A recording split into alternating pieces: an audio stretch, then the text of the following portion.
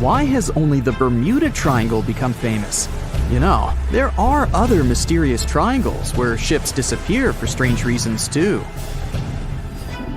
The triangle we're going to visit may seem to you much more dangerous and scarier than the Bermuda one.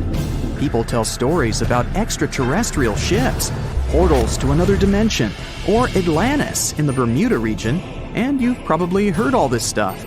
But the triangle I'm talking about has other legends. Imagine that you're sailing on your boat and notice a round ship in the middle of the endless ocean. A mysterious woman is standing on the deck of this strange ship, staring at you. Yeah, such stories go around the Dragon Triangle. And if you try to figure out something about this place, you'll find that even the triangle's location is a mystery. This place is located near the Japanese coast in the Pacific Ocean. The triangle extends from Japan to the Bonin Islands and touches the Philippine Sea, but this is not its exact geolocation. Some records say the triangle is 70 miles east of the Japanese coast, while others say it's about 750 miles away. This difference in coordinates is because the region where the triangle is located is not marked on any maps. The exact dimensions of these waters are still unknown. The Dragon's Triangle is also called the Pacific Bermuda Triangle. It's like an evil twin brother of the latter, but it's older. The fact is that reports of strange disappearances of ships in this region appeared much earlier than reports about the Bermuda Triangle. For the first time, people found out about the mysterious power of this place back in the 13th century. The grandson of Genghis Khan sent 40,000 people on ships toward Japan to conquer the country. Their route passed through the Dragon's Triangle. However, these people didn't reach the shore because of typhoons in this zone, so all the ships sank. After this incident, Genghis Khan's grandson changed his mind about attacking the country. Immediately after that, people in Japan began to believe that this place had magical powers. In the modern world, divers and archaeologists have tried to decide whether this story is true. They've explored the bottom of the triangle and found artifacts from the sunken Mongolian fleet. A few centuries later, in the early 1800s, another story happened there. Sailors who traveled through the Dragon's Triangle saw a strange ship that looked similar to Japanese equipment for burning incense. There was only one person on board. It was a mysterious woman. However, no one could find out who she was. In the 1940s and 50s, reports about ships disappearing in the region of the Triangle began to arrive. Fishing boats and large ships went missing. Japan sent a research ship there to find out the cause of the disappearances. But that vessel, with 31 crew members, was also gone. The wreckage of the research vessel was discovered later, but no one found the crew members. People began to recall the legends about this place. According to one of the myths, dragons live under the surface of the ocean. They destroy ships and take people to satisfy their hunger. Such stories are thousands of years old. But over time, in addition to fairy tales, scientific hypotheses began to appear. Scientists have tried to find out what's so peculiar about this place. One suggested that cold and hot currents mix and then pass through areas that attract strong electromagnetic waves. And when these mixed hot and cold currents meet these waves, they form electromagnetic interference. Electronic equipment on ships begin to break down, and navigation devices fail. At this moment, a storm starts, and vessels become helpless. They can't send distress signals or determine their location. Another theory says that underwater volcanoes are at the bottom of the triangle. They spew hundreds of thousands of tons of magma, churn the waters, and create giant waves. Seismic activity often happens off the coast of Japan, so this theory is quite logical. Also, volcanic activity can explain ancient legends about underwater dragons. Besides, islands often appear and disappear in this region.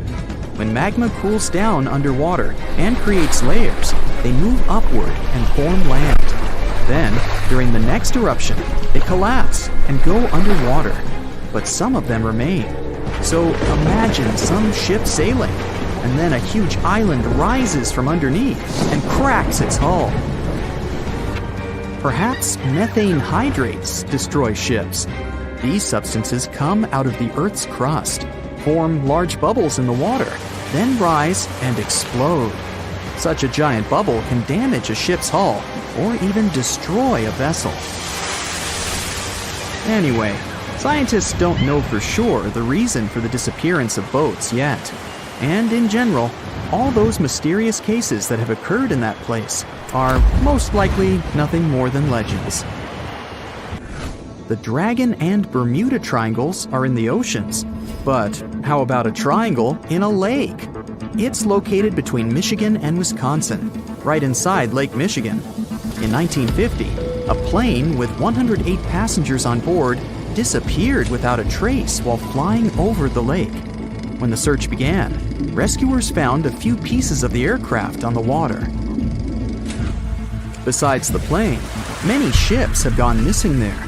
Sometimes people disappeared into thin air, right from boats. One such case happened in 1937. The ship was sailing through the Lake Michigan Triangle when Captain George Donner went to rest in his cabin. 3 hours later, one of the crew members knocked on the door to wake the captain, but no one answered. When it became clear that something was wrong, the sailor walked inside, but saw no one there. The captain seemed to have vanished. The crew couldn't find him. Until now, the disappearance of Captain George Donner remains an unexplained mystery. It may be all fiction, but the Lake Michigan Triangle is creepy. And how about a triangle that's on the ground? This is the Bennington Triangle. It's located in the southwestern part of Vermont, USA. This is a place you really should avoid. There are many scary stories around it. It's up to you to decide whether they're true or not. In November 1945, a group of hunters passed through this area. A 74-year-old man was walking ahead of the group, and right in front of several people's eyes, he made a step and disappeared. No one could find him. The hunters called rescuers, but they didn't help. In December of 1946, several students went camping. An 18-year-old girl led a large group. She walked a few feet forward to figure out where to go next and disappeared. The tourists called the police. Officers began searching the area, and the FBI joined them. They got some information from locals living in nearby towns.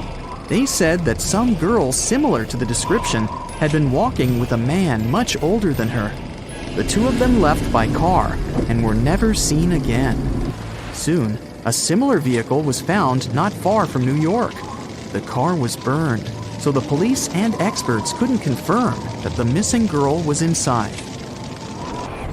3 years later, a man disappeared on the territory of the Triangle. He was waiting for a bus at the last stop. When the bus arrived, he got inside, but didn't reach his destination. He didn't get off the bus and didn't appear anywhere else. The police couldn't find any trace of the missing man. But the most terrible case occurred in 1950. Near the Bennington Triangle, a woman was driving a truck with her young son. She stopped the car and left for a few minutes to drop by a store or gas station. But when she came back, there was no one in the car. The police were combing the area. In the search, they used sniffer dogs, which managed to get on the boy's trail. The dogs followed the path and stopped at one place in the forest. The trail ended there. And you know what that spot was? The place where that student girl disappeared in 1946. It's 2010. You're in the Japanese waters of the Pacific Ocean, about 745 miles south of Tokyo, and very close to the island of Iwo Jima. The sky is clear. There are almost no waves. A heavy, low rumble comes from somewhere deep under the sea. It scares away all the flying gulls. And then it gets quiet. Too quiet. It seems that even light waves don't dare to make a sound. Suddenly, a small bubble rises to the surface of the water. Then, thousands of air bubbles start moving up, one after another. The water begins to boil and heat up. Its temperature is so high that you can cook eggs or pasta in here. The boiling area grows to the size of a stadium. A huge amount of steam is released into the air. You can see an outline of some huge object through the boiling water. Then, everything stops. The water cools, the amount of bubbles goes down, and the surface of the ocean becomes calm again. That year, an underwater volcano erupted at that specific location. Fortunately, it didn't bring any serious consequences. In August 2021, the eruption repeated. But this time, everything wasn't limited to the bubbling water. The Japanese Coast Guard reported strong volcanic activity in the region. Hot steam and gases came out of the water and rose into the air to a height of 10 miles, which is about twice the height of Mount Everest. The huge awakened volcano began to slowly lift to the surface. If you took a helicopter ride above this place, you'd see more and more land coming out of the water. This is not just a volcano, it's a whole island in the shape of a horseshoe. And this is just the beginning. Seismologists say this island is the tip of a huge volcano. It fills the sky with smoke and ash. The air temperature is rising. Scientists continue to monitor the situation. They believe the volcano can completely get out of the water.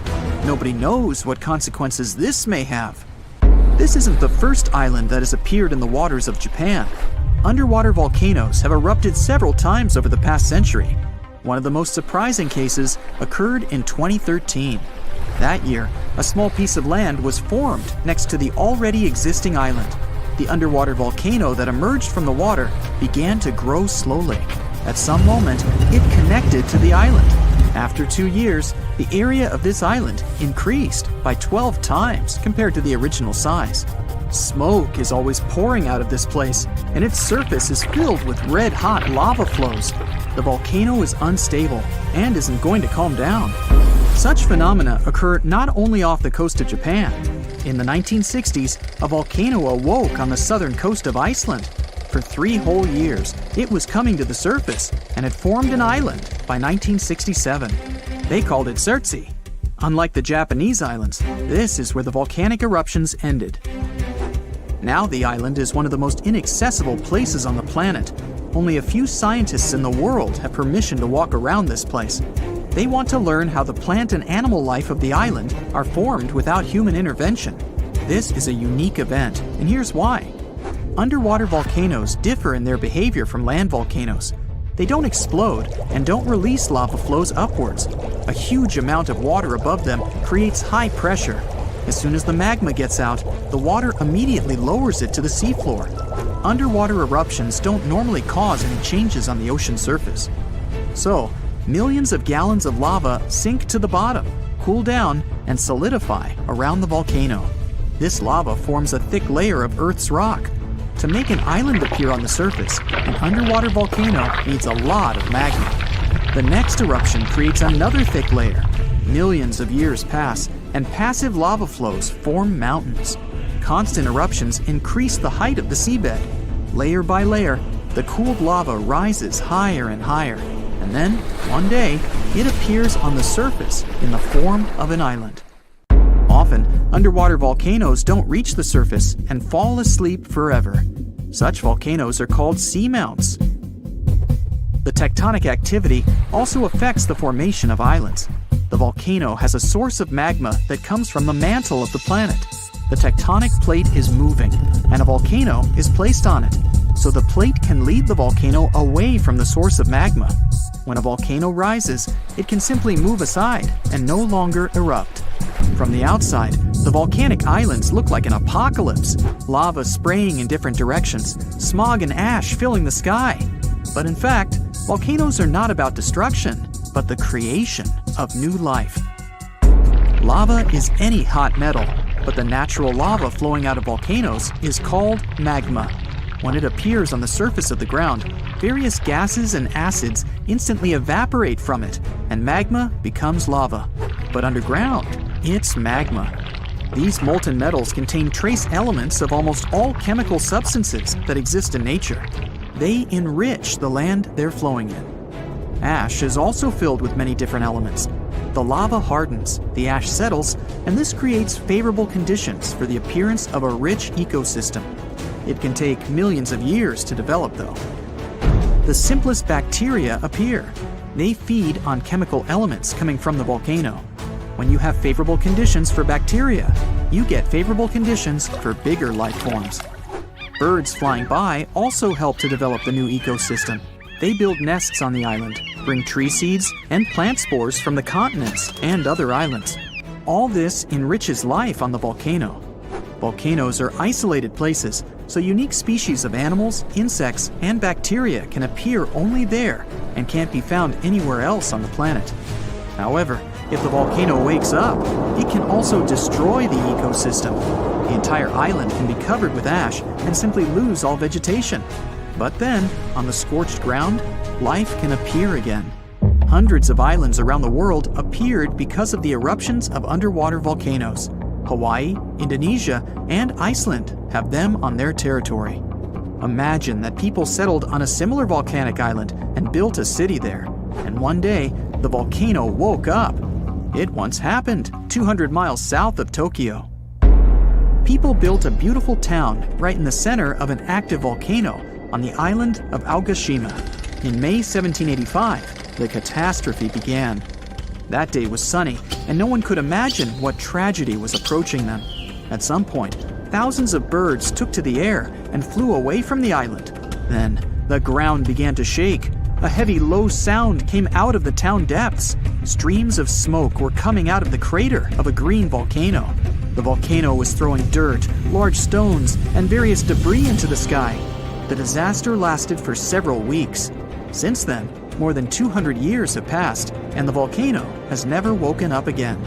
The town was rebuilt after the disaster. Now, this place is so great, people don't want to leave, despite the risk of a new eruption. More and more residents are coming to the island. There are many thermal springs, and the waters around the island are rich in fish. But the volcano may wake up at any moment. Fortunately, meteorological and seismological services monitor the situation. A lake can also form inside the volcano, but you shouldn't swim in it. In Indonesia, on the island of Java, there's a volcano with a crater inside. It's filled with turquoise water. The magma inside the volcano consists of many molten metals and chemical compounds, and the lake gets these substances. The volcano emits sulfur dioxide gases that combine with the metallic lake. This gives the water its strong acidity and turquoise color. The steam coming from the lake is acid. When it combines with air, it ignites. This is visible at night. Sulfur accumulations flare up and illuminate everything around. Now, if you're in an airplane soaring through the air, you may think it's the heaviest object in the sky. But those large cumulus clouds you see shaped like your dog can weigh more than 1 million pounds. Clouds are just tiny drops of water gathered up together. Don't worry, they won't come crashing down in pieces. It may seem like there are infinite stars in the Milky Way galaxy, but NASA experts are convinced that there are potentially 100 to 400 billion stars out there. There are around 3 trillion trees in the world and about 400,000 plant species. Out of all those plants, between 80,000 and 300,000 are edible, but only about 200 of those plants land in different cuisines. If you're standing in Alaska, you can expect Hawaii to inch its way to you ever so slowly. You might not feel it, but tectonic plates are always moving at the same rate as your fingernails are growing. Hawaii moves 3 inches every year because the Pacific Plate is always pushing northward. Bees buzz around with 4 wings instead of 2. The 2 wings you usually see become a single wing when they fly, but when they land and chill around, they unhook back to 4 wings. They even have an invisible chain network where they fly through to go from flower to flower. Bees can fly higher than Mount Everest, which is almost 30,000 feet high. Hurricanes can't rush across the equator because of something called the Coriolis effect, which is also responsible for many megastorms. Low pressures in the northern hemisphere rotate counterclockwise. In the southern hemisphere, it goes clockwise. So if a hurricane swings by the equator, it won't be able to rotate. The acid inside your stomach so strong it can melt stainless steel. The acid inside is rocking a pH of 2 to 3 and doesn't melt your insides thanks to a stomach lining which secretes a chemical to balance it out. Your body replaces this lining every 4 days or so. Owls have something like eye tubes instead of eyeballs. Humans can turn their heads at a 180-degree angle and can rotate their eyes in multiple directions. Owls don't move their eyes freely like us, but they make up for it by turning their heads 270 degrees. They can see really well at night. Okay, chameleon, we get it. You can move your eyes independently in all directions. Please stop staring at me. If you happen to be in outer space on a planet in our solar system, then chances are you're swimming in diamonds. The atmospheres of planets like Jupiter and Saturn have high pressures that can crystallize carbon atoms and create diamonds. Scientists even claim that all that icy bling rains as much as 2 million pounds yearly in Saturn. The sun will keep getting brighter and hotter and eventually evaporate oceans, making life on Earth like an oven, similar to Venus. Our Milky Way is on its course to a collision with the Andromeda Galaxy. Stars, asteroids, planets, and moons will smash right into each other and destroy everything. Of course, something like this doesn't happen overnight, but eventually the two galaxies will combine into a single mega cluster galaxy. This won't happen for billions of years, though. I won't be around then. Slow lorises with their bugged eyes may be cute, but they're the only venomous primates in the animal kingdom. They get venom from a gland under their armpit before biting a predator. Unfortunately, their numbers are dwindling in the wild. Forests and jungles aren't the only ones responsible for producing the majority of the oxygen you breathe. It's the microscopic creatures called photoplankton that live in the upper layers of water, specifically the oceans. Like plants, they also use photosynthesis to turn sunlight into oxygen. There are so many of them that they contribute 50 to 85% of all the oxygen.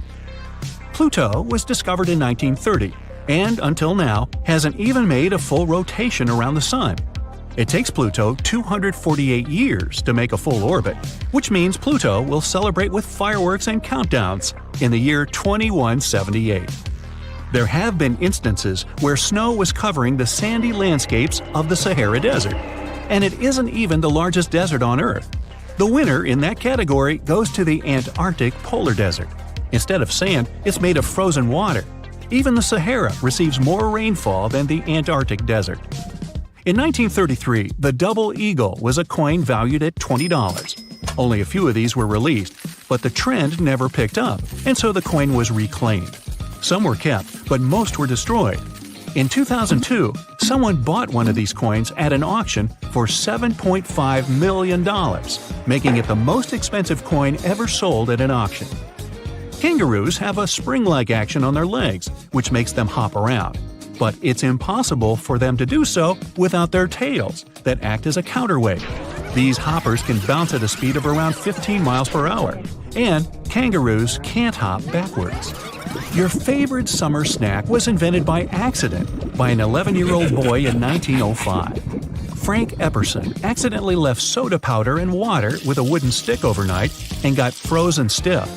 He called it the Ep cycle at first, but popsicle stuck around, and now they come in many awesome flavors. The biggest animal on Earth weighs as much as 33 elephants. Its tongue alone can be as heavy as one of those elephants.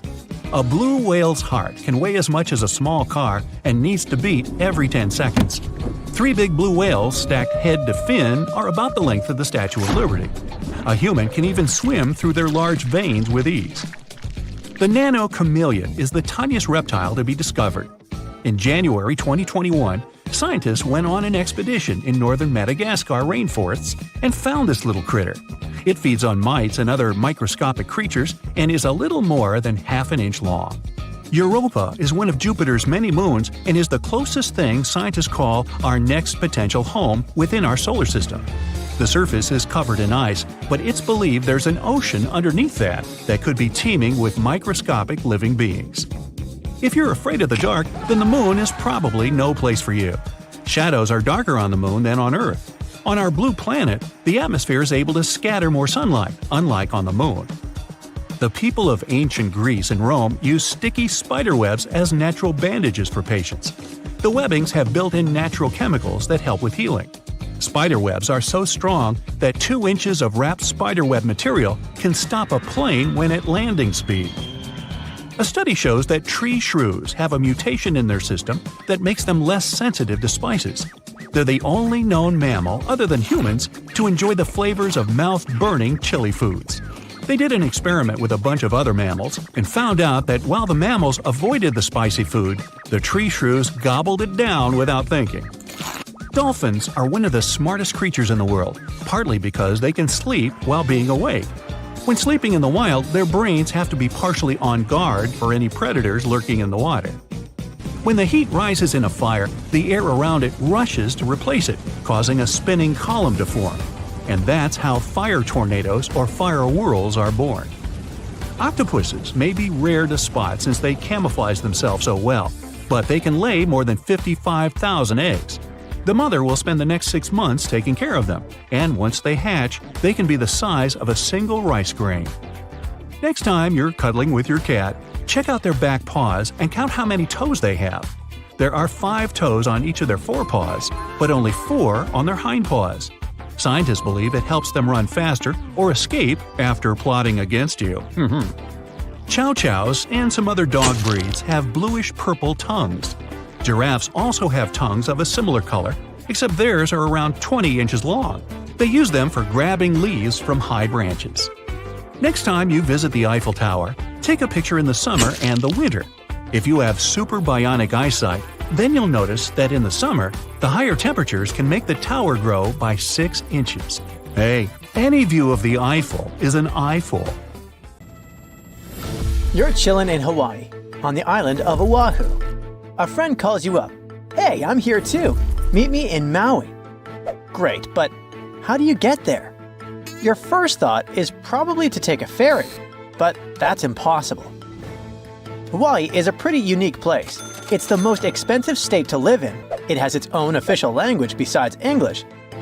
And it's the only American state made up entirely of islands. Hawaii has a total of 137 islands. 8 are the main ones, but only 6 are open to tourists. And the distance between those islands is probably bigger than you'd expect. For example, traveling from Oahu to the Big Island is around 185 miles, which is about the same distance as Chicago to Indianapolis. You might be surprised that you can't make that trip by boat. In fact, the only ferry system that actually takes passengers in Hawaii runs between Maui and Lanai. That's it. So your only option is to travel between islands is by plane. Honestly, it's a little surprising, especially considering how many people visit Hawaii every year. Tourism pretty much drives their economy, and in the first 8 months of 2024 alone, over 6 million people visited its beautiful beaches. Knowing that, we would expect Hawaii to set up a good ferry system to make it easier for visitors to get around. Just like in Greece. This would probably boost tourism even more, bringing more money to the state. But believe me, authorities and private companies also know that. In fact, they've already tried it. Ferries were a big way of getting around in Hawaii from the 19th century up until the 1950s. Since then, there have been a few attempts to bring back a ferry service, but unfortunately, they have all failed. One of the biggest attempts was the Hawaii Super Ferry, which aimed to provide a fast, affordable boat service between islands. It could carry almost 900 passengers and even allow them to bring their own cars along. The trial run started in 2007, and people were excited, but it turned into a big fiasco. A bunch of legal and environmental issues came up, like concerns about the impact on marine life, especially whales. The courts decided the ferry didn't go through the proper environmental reviews, and that caused a lot of trouble. By 2009, after tons of protests and setbacks, they had to shut it down. If a project like this comes up again, it will probably fail one more time. And there are a few reasons why it's almost impossible to set up a regular ferry system there. Let's start by talking about Hawaii's rough waters. They are deep and wild. Take the Alenoiaha Channel, for example. It's a 30-mile stretch that separates Maui from the Big Island. Its name means Great Billow Smashing Channel, and it lives up to that. It's over 6,000 feet deep, making it one of the most dangerous stretches of water on Earth. The wind there is also super strong, the fastest in Hawaii's coastal waters. But it's not any easier in the rest of the archipelago. The whole region gets hit by storms from the Pacific up north, sending big waves crashing into the islands and making the waters rough and unpredictable. Swells can come from 3, 4, or even more directions, making the sea feel really choppy.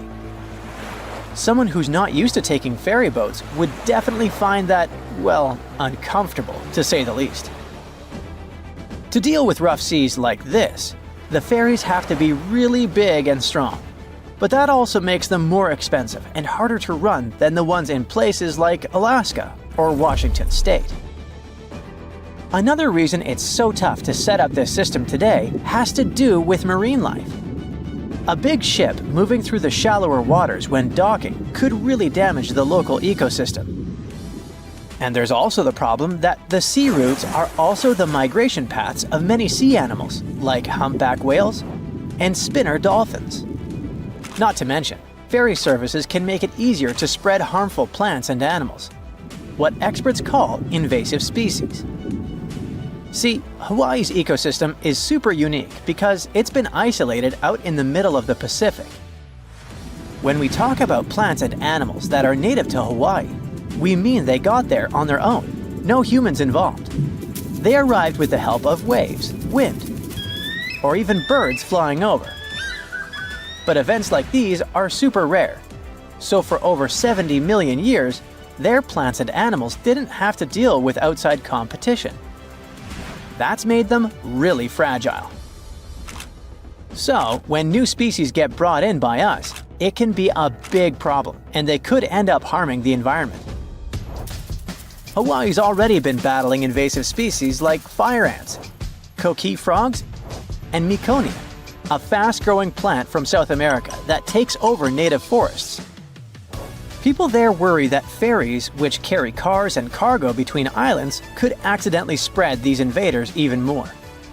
Like we mentioned at the beginning of the video, the long distances between their lands don't really help either. For example, if you were to travel from Oahu to the Big Island of Hawaii by boat, it would take around 30 hours, and that's without any stops. The same trip by plane takes about 50 minutes. Ferries that cover long distances are much more expensive, so they need a much bigger demand to make them profitable. On top of that, the state doesn't really have the infrastructure, like enough ports and terminals to support the operations. So setting up new routes is pretty much out of the question. Airplanes, on the other hand, are a different story. The air travel industry in Hawaii is already well established and super competitive. That means flying is still the most practical option in Hawaii. Planes are quick, they don't make you seasick, and are pretty affordable, usually costing around $100 for a round trip. Okay, but what do the locals think about all this? Well, apparently, there isn't a huge demand for residents to commute between the islands all that often. Oahu is the busiest island in Hawaii, with about 70% of the state's population living there. It is where Honolulu, the capital, is located, and where most of the state's business happens. So, people from the other islands usually come over for a specific doctor's appointment or to catch a big concert. And that might happen once or twice a year, no more than that. So even if people could choose between taking a ferry and a plane for these special occasions, most of them would probably still prefer flying. There are plenty of options between the main island airports. Planes usually start flying around 5 in the morning, and there are flights available every hour until the last one, which is usually at 9 in the evening. If you've been dreaming of going to this paradisiacal place but are worried about spending too much on plane tickets, I have some tips for you. First off, keep in mind that visiting all the main islands in 5 days or less is way too ambitious. So, if you don't have much time to spend there, think about your priorities. Each of the 6 islands open to tourists has its own vibe and activities. but you don't need to visit them all in one trip, and you can save some money by sticking to fewer islands. You can still explore the diversity of the islands by picking two that offer a nice contrast to each other. For example, while Oahu has that bustling city energy, Kauai has a much more relaxed vibe. Also, flights in the morning are usually cheaper, and it might be better to fly on a weekday rather than the weekend, although the price difference isn't usually huge. Hopefully these tips will save you some cash while still having an unforgettable island hopping adventure in Hawaii. Don't forget to share this video with a friend who's also dreaming of exploring these amazing islands.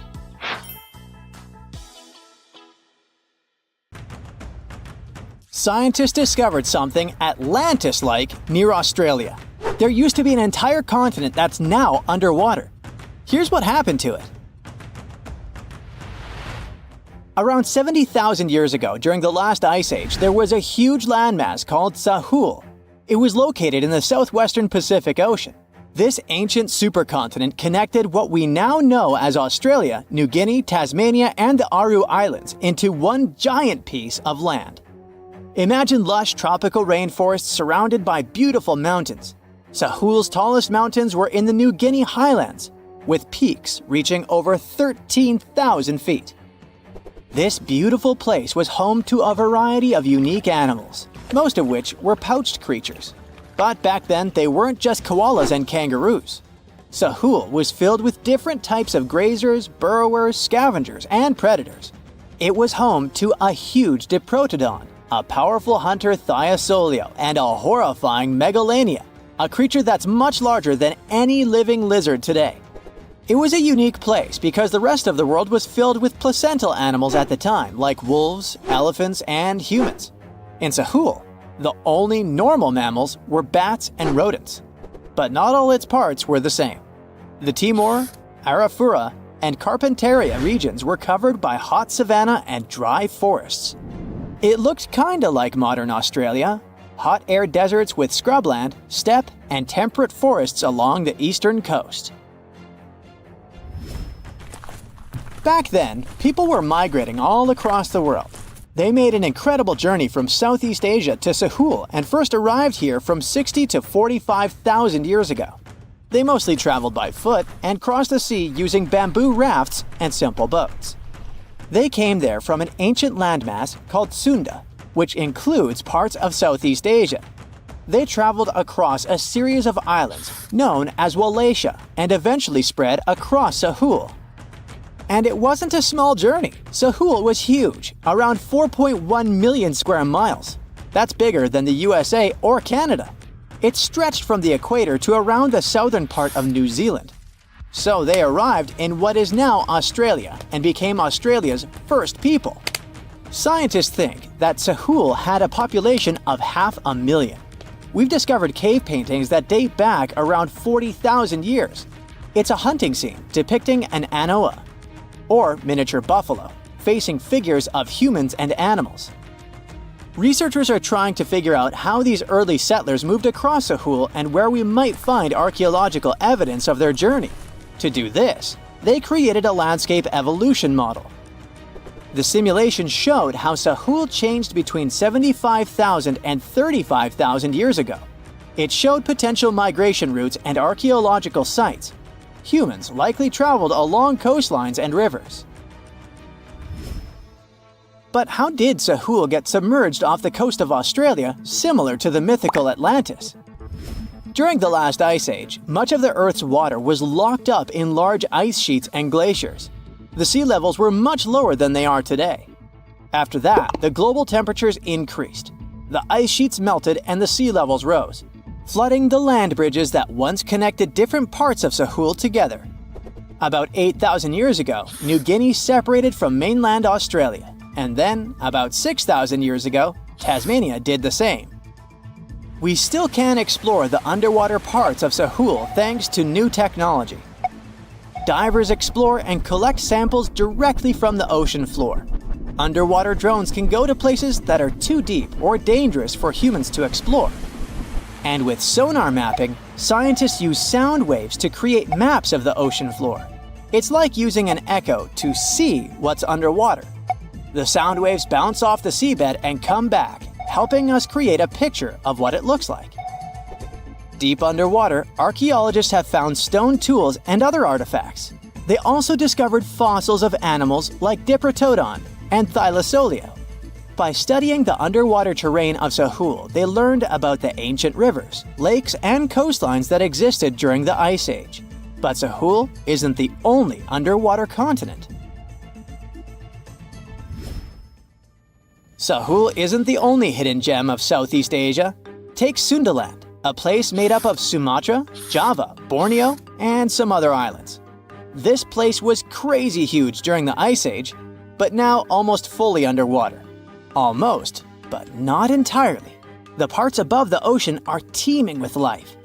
If you like birds, check this place out. It has almost a fifth of the world's bird species. You can spot colorful birds like the Java hawk eagle and the Bali starling among the lush forests. It's also a home to a fourth of Earth's fish species. Sundaland's waters are a haven for marine life, even the most exotic animals like the Asian arowanas. It's also a treasure trove of flowers. That's where you can find Rafflesia and Titan arum, the world's largest flowers. This makes it very similar to Zealandia. Zealandia is a long, narrow piece of land about half the size of Australia. It broke from Antarctica about 100 million years ago. Just like Sundaland, it isn't fully underwater. 7% of it stayed above sea level. This sticking out little piece is what we now call New Zealand, along with Stewart Island and some smaller islands. These pieces of Zealandia are lush and warm. They're packed with volcanoes, mountain ranges, beautiful natural geysers, and hot springs. Local people, Maori, use these hot springs for cooking. People place corn, eggs, and vegetables in baskets and lower them directly in the hot springs. Sometimes they cook food in a pit oven using heated rocks. Another hidden world is known as Argoland. This mysterious landmass was once part of Australia, back when dinosaurs chilled around. It drove scientists crazy for decades. They knew it existed because it left a huge stretch on the ancient seafloor, the Argo Abyssal Plain. About 155 million years ago, it broke off from Australia, saying bye-bye. The continent drifted somewhere north, and when it reached Southeast Asia, it just vanished. Scientists had no idea where it went, but recently they finally found its remains. Turns out, poor Argoland's lower parts started drowning into the Sunda Trench, a horrifyingly deep oceanic pit. The Earth's crust sunk into the mantle. Meanwhile, the upper parts of Argoland were pushed upward, grabbing the younger rocks on land. Because of this, Argoland broke apart into a bunch of smaller pieces. These pieces formed parts of Borneo, Java, Sulawesi, and other regions. The remains are buried under Indonesia and Myanmar. Imagine a colossal landmass the size of Greenland, Greater Adria. Its journey began about 240 million years ago when it broke away from the supercontinent Gondwana. It started moving north, and after 100 million years of enjoying the warm seas, it suddenly crashed into Europe and shattered into pieces. Most of these pieces went deep into the Earth's mantle, but some were scraped off and became part of mountain ranges like the Alps. Today, the remnants of Greater Adria are scattered across more than 30 countries, from Spain to Iran. That's why they're hard to look for. Seychelles was also once part of Gondwana. Yep, these idyllic islands are sitting atop of the ancient continent. We know a lot about it because of its fascinating granite outcrops. 100 years ago, Alfred Wegener discovered continental drift, but no one believed him. These granite outcrops helped him prove that he's not crazy and that tectonic plates really are moving.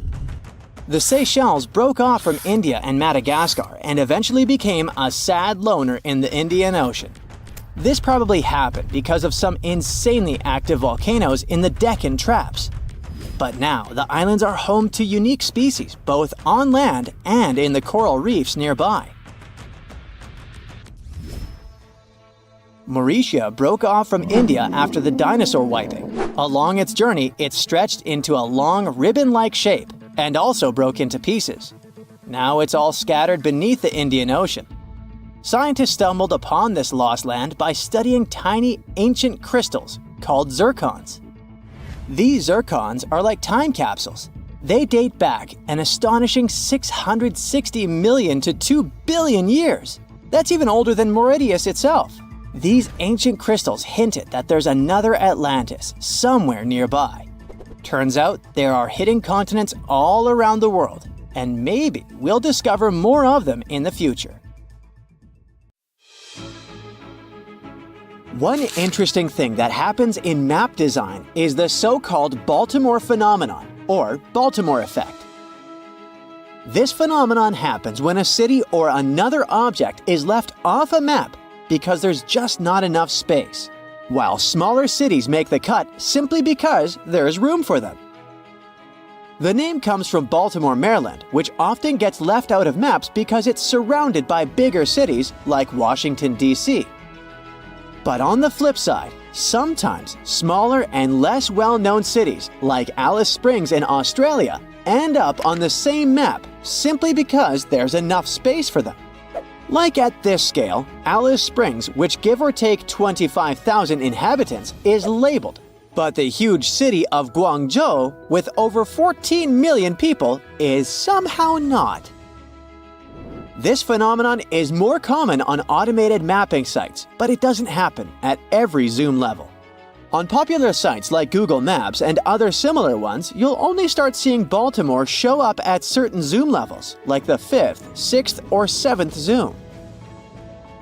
Cartographers can tweak their maps to make sure they're useful and convey spatial information effectively, finding the right balance between showing important details and keeping the map clear and focused. The best maps are the ones that show key elements clearly, while still accurately representing the world. But Alice Springs is not the only weird thing on the map of Australia. Look at the time zone map. This 10.5 section looks a bit off, huh? Well, Australia is officially divided into 3 standard time zones: Western, Central, and Eastern. Australian Central Time aligns with UTC plus 9:30, with individual states and territories deciding whether to observe daylight savings time. Australian island territories and Antarctic stations contribute to the complexity of the time zones. Despite this, Australian time zones are generally easy to understand. In addition to the official time zones, there is an unofficial hybrid time zone called Australian Central Western Standard Time. This time zone is halfway between Western Time, UTC plus 8, and Central Time, UTC plus 9:30, making it UTC plus 8:45, a unique quarter-hour difference. Australian Central Western Standard Time is only observed in a small area in far southeastern Western Australia, along the Eyre Highway. The Australian Central Western Standard Time area includes settlements such as Cockabiddy, Madura, Mundrabilla, Eucla, and Border Village. Only a few hundred people live in this region, making it easier for them to agree on a non-standard time zone. Despite the lack of official approval, Australian Central Western Standard Time continues to be followed due to the significant time gap between Western and Central time zones, especially during the summer when South Australia observes daylight saving time and Western Australia does not. The use of this unique time zone can often lead to confusion, even amongst the locals. Eucla police, for example, operate on Perth's time zone, causing occasional tardiness to events such as community gatherings. Locals mentioned that in the past, Eucla operated on its own unofficial time, which made things simpler, before the transition to align with Perth time. They also face confusion as their location in South Australia does not observe daylight savings. The history of the Australian Central Western Standard Time dates back to the establishment of a telegraph station in Eucla in 1877. Although the exact origins of this time zone are unclear, It is speculated that it was adopted to avoid confusion at the telegraph station located on the border between Western Australia and South Australia. UTC plus 9:45 was historically utilized in Australia as a time zone known as Central Western Daylight Time. Certain roadhouses along the Eyre Highway in South Australia and Western Australia adopted UTC plus 9:45 during the summer months when South Australia observed daylight savings time. While not officially recognized by the authorities, the boundaries of this time zone are clearly outlined and often depicted on local road maps. 5 locations in Australia, including Border Village, Kaiguna, Eucla, Madura, and Mundrabilla, previously observed UTC plus 9:45. Currently, these areas operate on UTC plus 8:45 due to Western Australia's lack of daylight savings time. Australia is not the only example of weird time zones. China has a population of approximately 1.5 billion people, and it's the 3rd largest country in the world. Despite its vast size, China operates on a single time zone known as Beijing Time or China Standard Time. This unique time zone covers almost 5 geographical time zones within the country. At times, in some cities in China, the sun rises as late as 10 a.m. People often have lunch after 2 p.m. or even after 4 p.m. if they're not in a hurry. Since 1991, daylight savings time has not been observed in China. However, the region of Xinjiang, located in the western part of the country, follows Xinjiang time, which is 2 hours behind China Standard Time, and is considered an unofficial time zone. Nepal also has its unique time zone, as it operates on Nepal time all year round, without the use of daylight savings time. It's a bit unique compared to other countries because it has a UTC offset of plus 5:45, meaning that Nepali clocks are 5 hours and 45 minutes ahead of Coordinated Universal Time. This is only a 15-minute difference from neighboring India, where the standard time used to be the same until Nepal decided to set its own time zone in 1956. Now, let's examine the map of Europe. Great Britain, Portugal, and Spain are all located at roughly the same latitude. However, despite this, it's 1 hour earlier in Portugal and the UK compared to Spain. Why is this the case? In the 1940s, Spain was instructed to switch to German time, a directive that was accepted by Spanish authorities. Over time, despite changes in leadership, Spain remained in the same time zone, resulting in it being 1 hour behind its neighboring countries at the same latitude. But like many other countries, Spain sticks to daylight savings time. Greenland would rank as the world's 12th largest country if it were independent, but it's currently part of Denmark. The country has 3 different time zones. Most of it is 3 hours behind Greenwich Mean Time, except for only one town on the eastern coast, which is 2 hours ahead. Thule Air Base in the northwest operates on GMT -4, while the tiny population of Danmarkshavn sticks to GMT. Daylight savings time was implemented to give us more daylight during the evenings after work, which could help save energy by lowering the need for lights and heat. It was first suggested by Benjamin Franklin in 1784 to align waking hours with daylight and conserve energy, and was implemented in Port Arthur, Ontario in 1906. Since then, many countries have adopted the practice, though some regions near the equator or at high latitudes opt out due to minimal variations in daylight hours. In the United States, daylight savings time is observed almost everywhere, except in Hawaii and Arizona. Arizona's scorching hot weather makes daylight saving time kind of pointless. People there would rather get stuff done in the cool morning hours than sweat it out in the evenings. However, the Navajo Nation, which is autonomous Native American territory, sticks to the same daylight savings time schedule as the rest of the country, even though it spans 3 states, Arizona, New Mexico, and Utah, they keep the time consistent across their lands.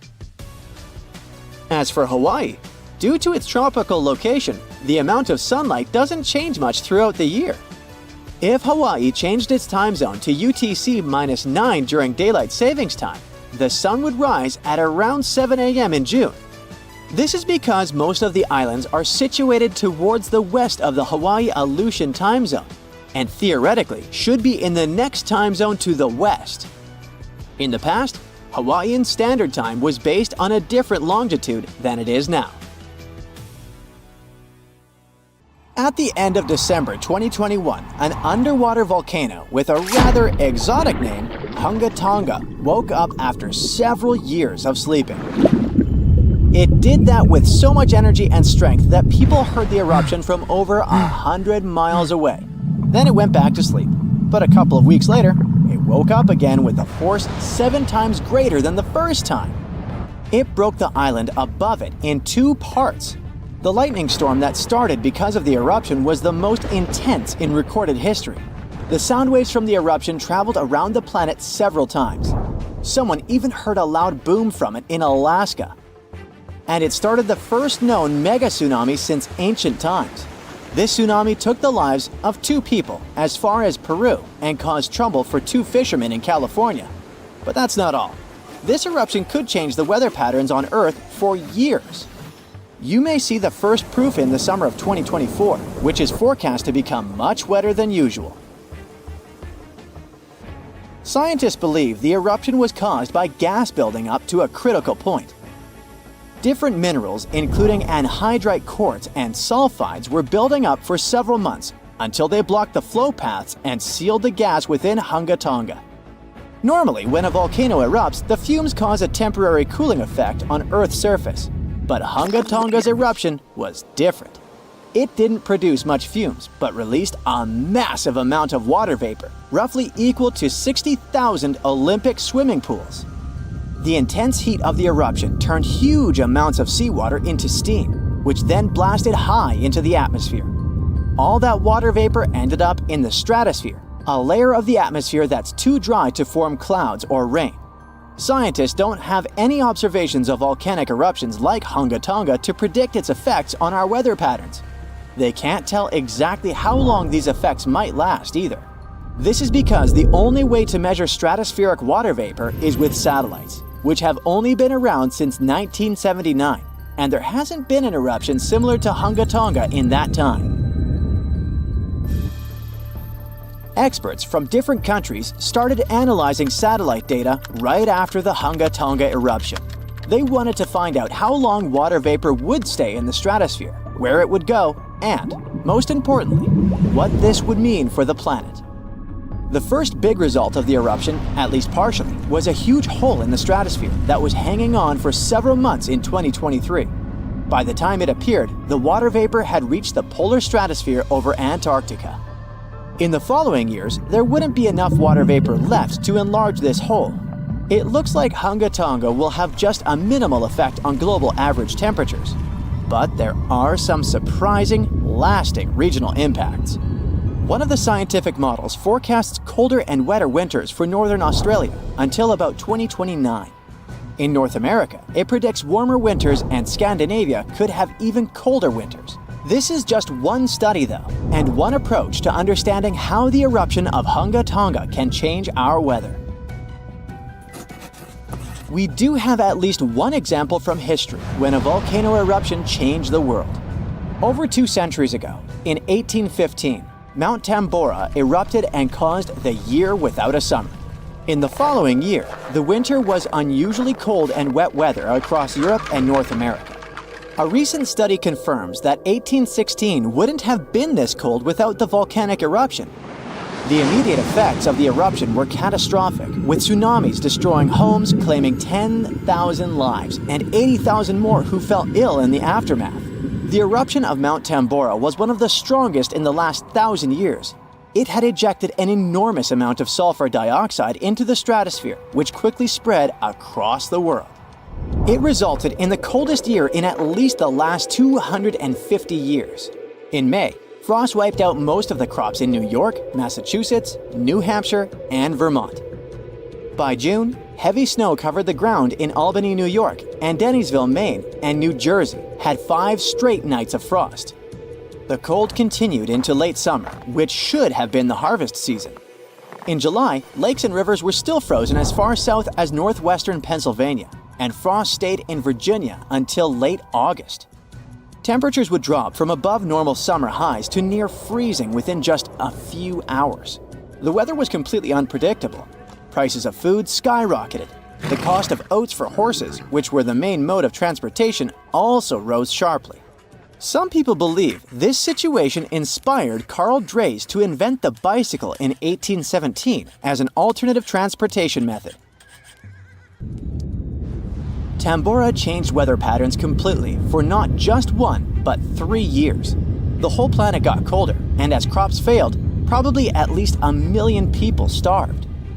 Scientists don't have solid evidence of volcano eruptions that have taken more lives than Tambora.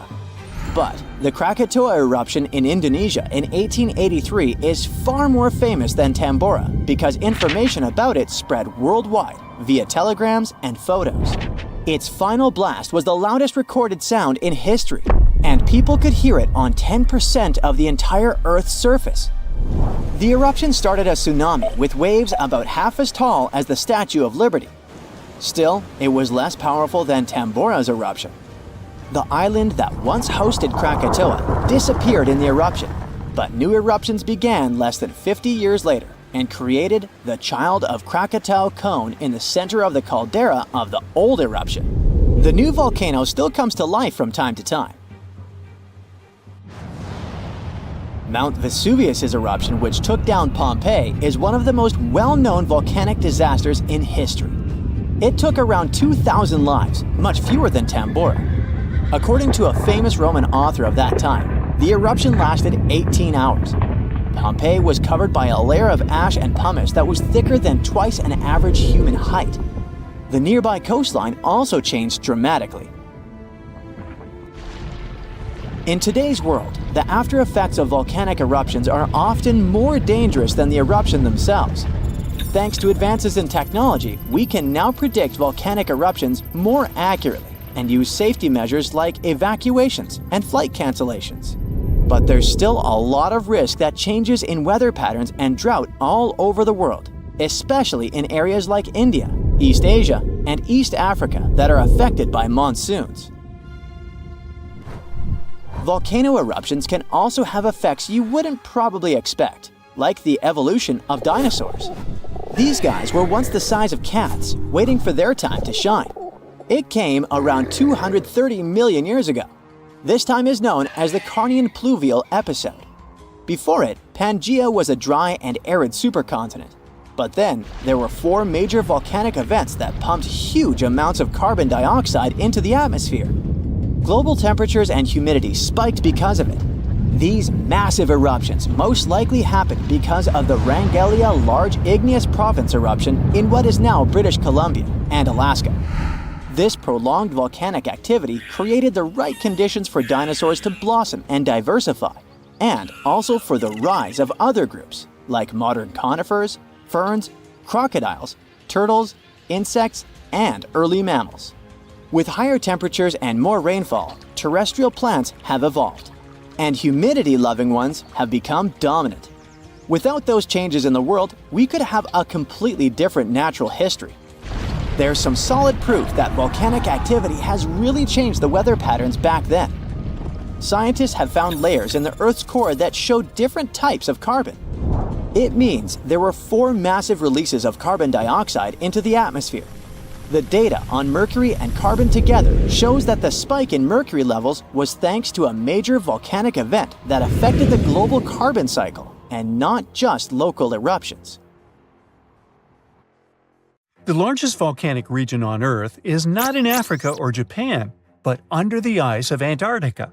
Scientists found 138 volcanoes in its western part, and if they decide to go wild, you'll surely notice it. They could melt huge amounts of ice that will move into the ocean, raise its level, and make our planet uninhabitable for humans. But before you pack your things to fly away to another planet, hear me out. Only 2 of the Antarctic volcanoes are officially classified as active now. And it would take a whole series of eruptions, decade after decade, to seriously impact the whole world. Mount Erebus, one of the 2 Antarctic volcanoes currently in action, proudly bears the title of the world's southernmost active one. It has been continuously erupting since at least 1972.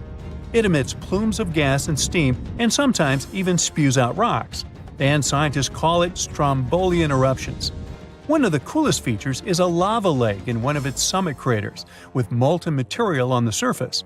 Such lakes are rather rare because they need certain conditions to make sure the surface never freezes over. The second active volcano is Deception Island, a horseshoe-shaped landmass. It is the caldera of an active volcano that last erupted over 50 years ago. Scientists who monitor it say it shouldn't go wild anytime soon. Antarctica also has plenty of fumaroles. Those are volcanic vents that release gases and vapors into the air. In the right conditions, they can spew out enough stuff to build fumarolic ice towers up to 10 feet tall. Scientists keep an eye on the Antarctic volcanoes with seismometers that detect when the Earth starts trembling from volcanic activity. Sometimes they also use more complicated tech, but it's all really challenging because of how far away this polar region is and how tricky it is to get there. That's why no one can predict when one of the continent's volcanoes that are now sleeping might erupt. We can guess what this waking up would look like if we analyze the events from nearly 20,000 years ago. So, shall we? One of Antarctica's sleeping volcanoes, Mount Takahe, had a series of eruptions and spewed out a good amount of halogens rich in ozone back then. Some scientists say these events warmed up the southern hemisphere. Glaciers started to melt and help finish the last ice age. For these events to repeat, we'd need a series of eruptions with substances rich in halogens from one or more volcanoes that are now above the ice. It's an unlikely scenario, but since it already happened in the past, it's not completely impossible. As for volcanoes hiding under a thick layer of ice, it looks like their gases would hardly make it to the atmosphere, but they would be strong enough to melt huge caverns in the base of the ice and produce a serious amount of meltwater. The West Antarctic ice sheet is wet and not frozen to its bed, so this meltwater would work as a lubricant and set the overlying ice into motion soon. The volume of water that even a large volcano would generate in this way is nothing compared to the volume of ice beneath it. So a single eruption wouldn't make a difference, but several volcanoes erupting close to or beneath any of the western Antarctica's big ice streams would. Those ice streams are rivers of ice that take most of the frozen water in Antarctica into the ocean. If they change their speed and bring unusual amounts of water into the ocean, its level will rise. As the ice would get thinner and thinner, there would be more and more new eruptions. Scientists call it a runaway effect. Something like that happened in Iceland. The number of volcanic eruptions went up when glaciers started to recede at the end of the last ice age. So it looks like, for massive changes, several powerful volcanoes above the ice with gases full of halogens need to get active within a few decades of each other and stay strong over many tens to hundreds of years. Antarctica stores around 80% of all the fresh water in the world, and if they melted all of it, global sea levels would rise by almost 200 feet. And then we'd have to look for a new planet to live on. But this again is an unlikely scenario. It's more likely that the eruptions under the ice will lubricate ice streams and seep water into the ocean, but it wouldn't be the end of the world. A super strong, super angry supervolcano could do it though, and it has already happened in the past. Over 200 million years ago, the world went through a major makeover with not one, not two, but 4 massive volcanic eruptions in huge pulses. The supervolcano called Camp had been erupting over and over for 600,000 years. It all happened in Wrangell, a large chunk of land that used to be a supermassive volcano stretching across what's now British Columbia and Alaska. And it wasn't the lava or the volcanic ash that ruined the environment. The eruption made carbon levels skyrocket. The planet would never be the same again. This volcanic activity might have helped dinosaurs grow from cat-sized critters into giants we saw in Jurassic Park. It kicked off a 2 million-year rainy season. It made the whole world hot and humid, And the dinos just loved it. Researchers dug deep into sediment layers beneath an ancient lake in Asia to uncover these secrets. They found traces of volcanic ash and mercury, clear signs of those epic eruptions. There were carbon signatures showing huge spikes in carbon dioxide levels. It made the atmosphere toasty, and the rain poured down. So the bad news is, another eruption like this could happen. The supervolcano beneath Yellowstone National Park has been sleeping for nearly 70,000 years.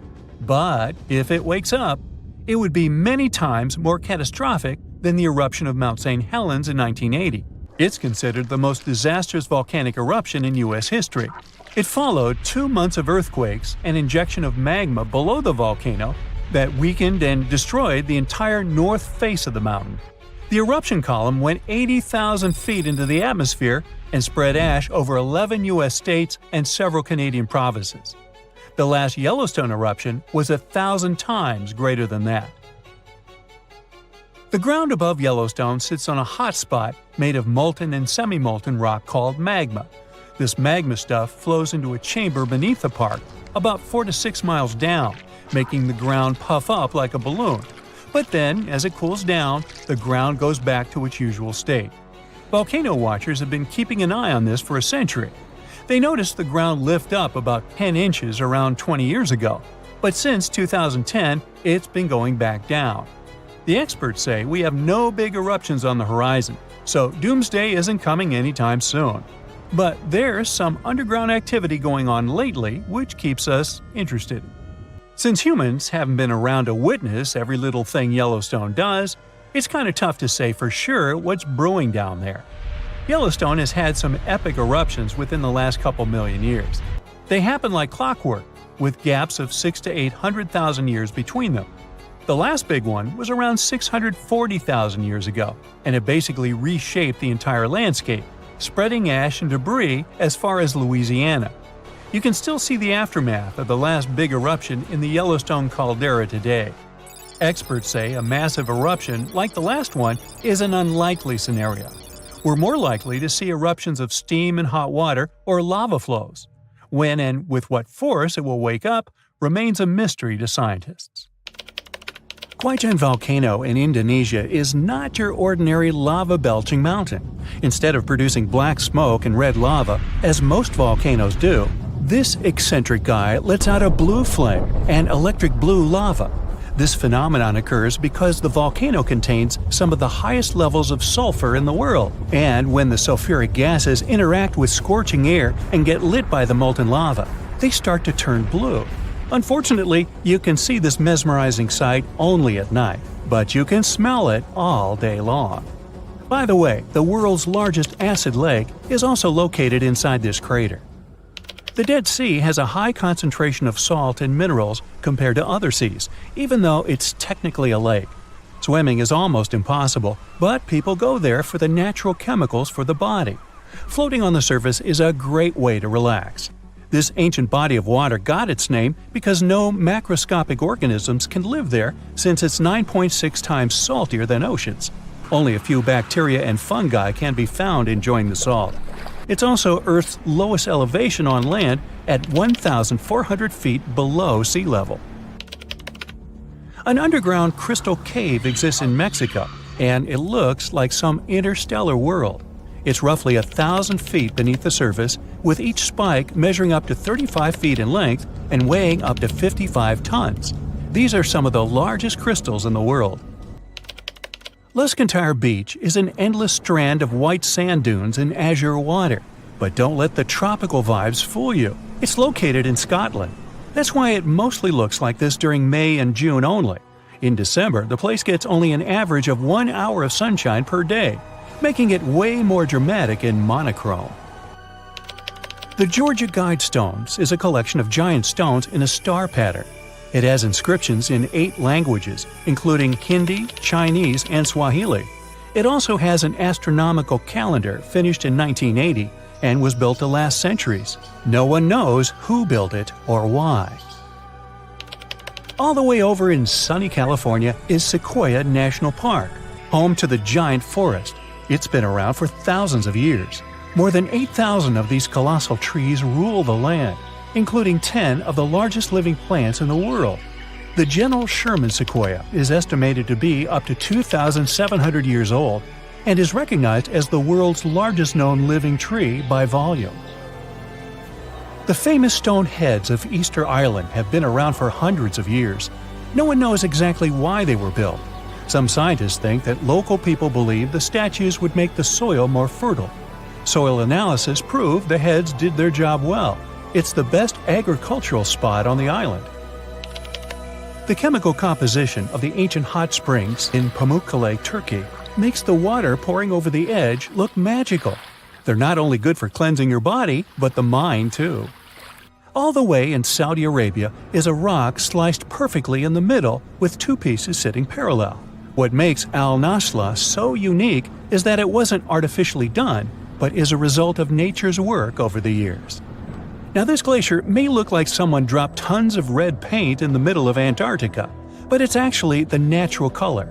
Blood Falls is a result of extreme salted water mixed with iron oxide, giving out this eerie vibe in the middle of nowhere. In early May 2018, New England observed one of the scariest and most dangerous phenomena ever, a super long-track tornado. The frightening natural phenomenon started not far from Charleston, New Hampshire, and traveled toward the town of Webster in Merrimack County.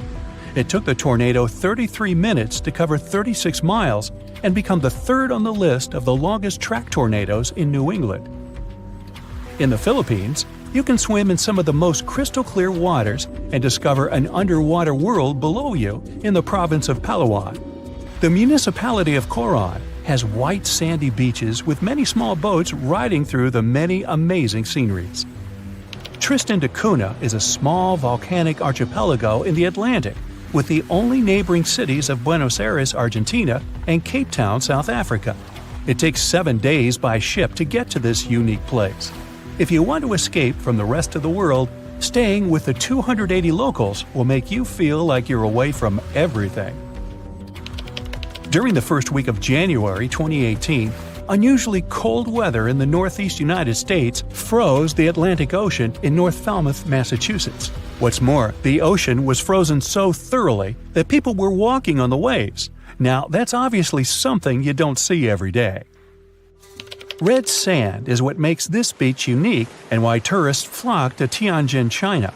A red-colored plant called a Sueda salsa dwells in the saltwater. The whole beach is covered in red, with only the top layer of the sea visible. If there ever was a thing that said, "I defy gravity" out loud, it's the Stone of Damasco in Argentina. The huge 300-ton boulder stands precariously on the edge of a cliff and rocks a little bit from side to side in the wind. People even checked it by putting glass bottles under one of its edges. They exploded with another movement of the rock. Unfortunately today, you can't see this wonder of nature as it was a century ago. In 1912, the boulder suddenly dropped from its perch, which it had occupied for literally hundreds of years. The people of the nearby town of Tandil were so sad about this event that 95 years later, in 2007, they decided to restore the stone. They made a plastic replica of the rock and put it on the same spot and even in the same position. So, even today, coming by Tandil, you can see its famous balancing boulder. More of a symbol now, of course, because it's no longer rocking and only weighs 9 tons, but instantly recognizable nonetheless. Socotra is an alien-like island off the coast of Yemen in the Indian Ocean, with one of the most unique trees ever seen. It's called the dragon tree, and it can only be found on this amazing island. In 2008, it was labeled as a World Heritage Site. If you ever see a tight burning column of air, don't panic, it's not the end of the world. The creepy combination of whirlwind sounds and scorching inferno means that you have crossed paths with a fire tornado, also known as fire twister or fire whirl. This dangerous phenomenon occurs mostly during wildfires. These fires create a big area of super hot air just above the ground. When this scorching air gets mixed with the cooler air higher up, it results in a whirlwind that churns up burning debris and flames. The most powerful firenadoes can stretch hundreds of feet into the air. The House of Mystery in Gold Hill, Oregon amazes its visitors with gravity-defying effects. You can't stand straight there, always leaning to the side and having to hold on to something for balance. Balls roll upwards. There's also a broom that stands perfectly still wherever you put it, unlike virtually everything else in the shack. The local Native American tribes called this place the Forbidden Ground, even before the house was built there, and they avoid approaching it. The owners of the shack, though, decided to turn it into an attraction, and they succeeded. They created an atmosphere of mystery around the place, and spread the news about it in newspapers and later on the internet, and voila! A perfect anomaly is made. In fact, it's no more than a curiosity, a human-made optical illusion that tricks your eyes and other senses. Now, if you travel to the Philippines, Indonesia, or Papua New Guinea, you'll have a chance to see some of the most unusual and cheerful trees in the world. The trunk of the rainbow eucalyptus looks as if it had been painted orange, green, red, purple, yellow, brown, blue, hey, you name it. Some trees are so bright that they seem artificial. The rainbow eucalyptus regularly sheds strips of bark, which reveals a bright green layer underneath. A bit later, this green layer gradually changes its color. And since the shedding happens at a different time in different places on the trunk, the tree starts to look multicolored and very attractive. Yemen is home to the oldest skyscrapers in the world and the oldest metropolis. The ancient city of Shabam is considered to be the Manhattan of the desert, due to the collection of mud buildings popping out of the desert floor. It used to be a caravan stop during ancient times. No one expected such a strong storm. It's too dangerous to sail back to the land because of high waves and winds. But suddenly, you notice a small green island nearby. You and your friend are about 25 miles off the coast of Brazil. You were fishing and didn't notice black clouds obscuring the blue sky. You're approaching the unknown island and see a Coast Guard boat behind you. People from there are screaming something to you, but you can't make out the words because of the thunder. They tell us we should stay away from that island, your friend says. Despite the warning, you still sail since there's no other way out. Around the island, you notice sharp rocks sticking out of the water like knives in the dark. Now you realize what the Coast Guard warned about, but it's too late. Your boat hits a rock. The bottom is pierced. You start to sink. The rain and wind are getting stronger. Both of you fall overboard. Then, darkness comes. You wake up in the morning because of the scorching sun and a dry mouth.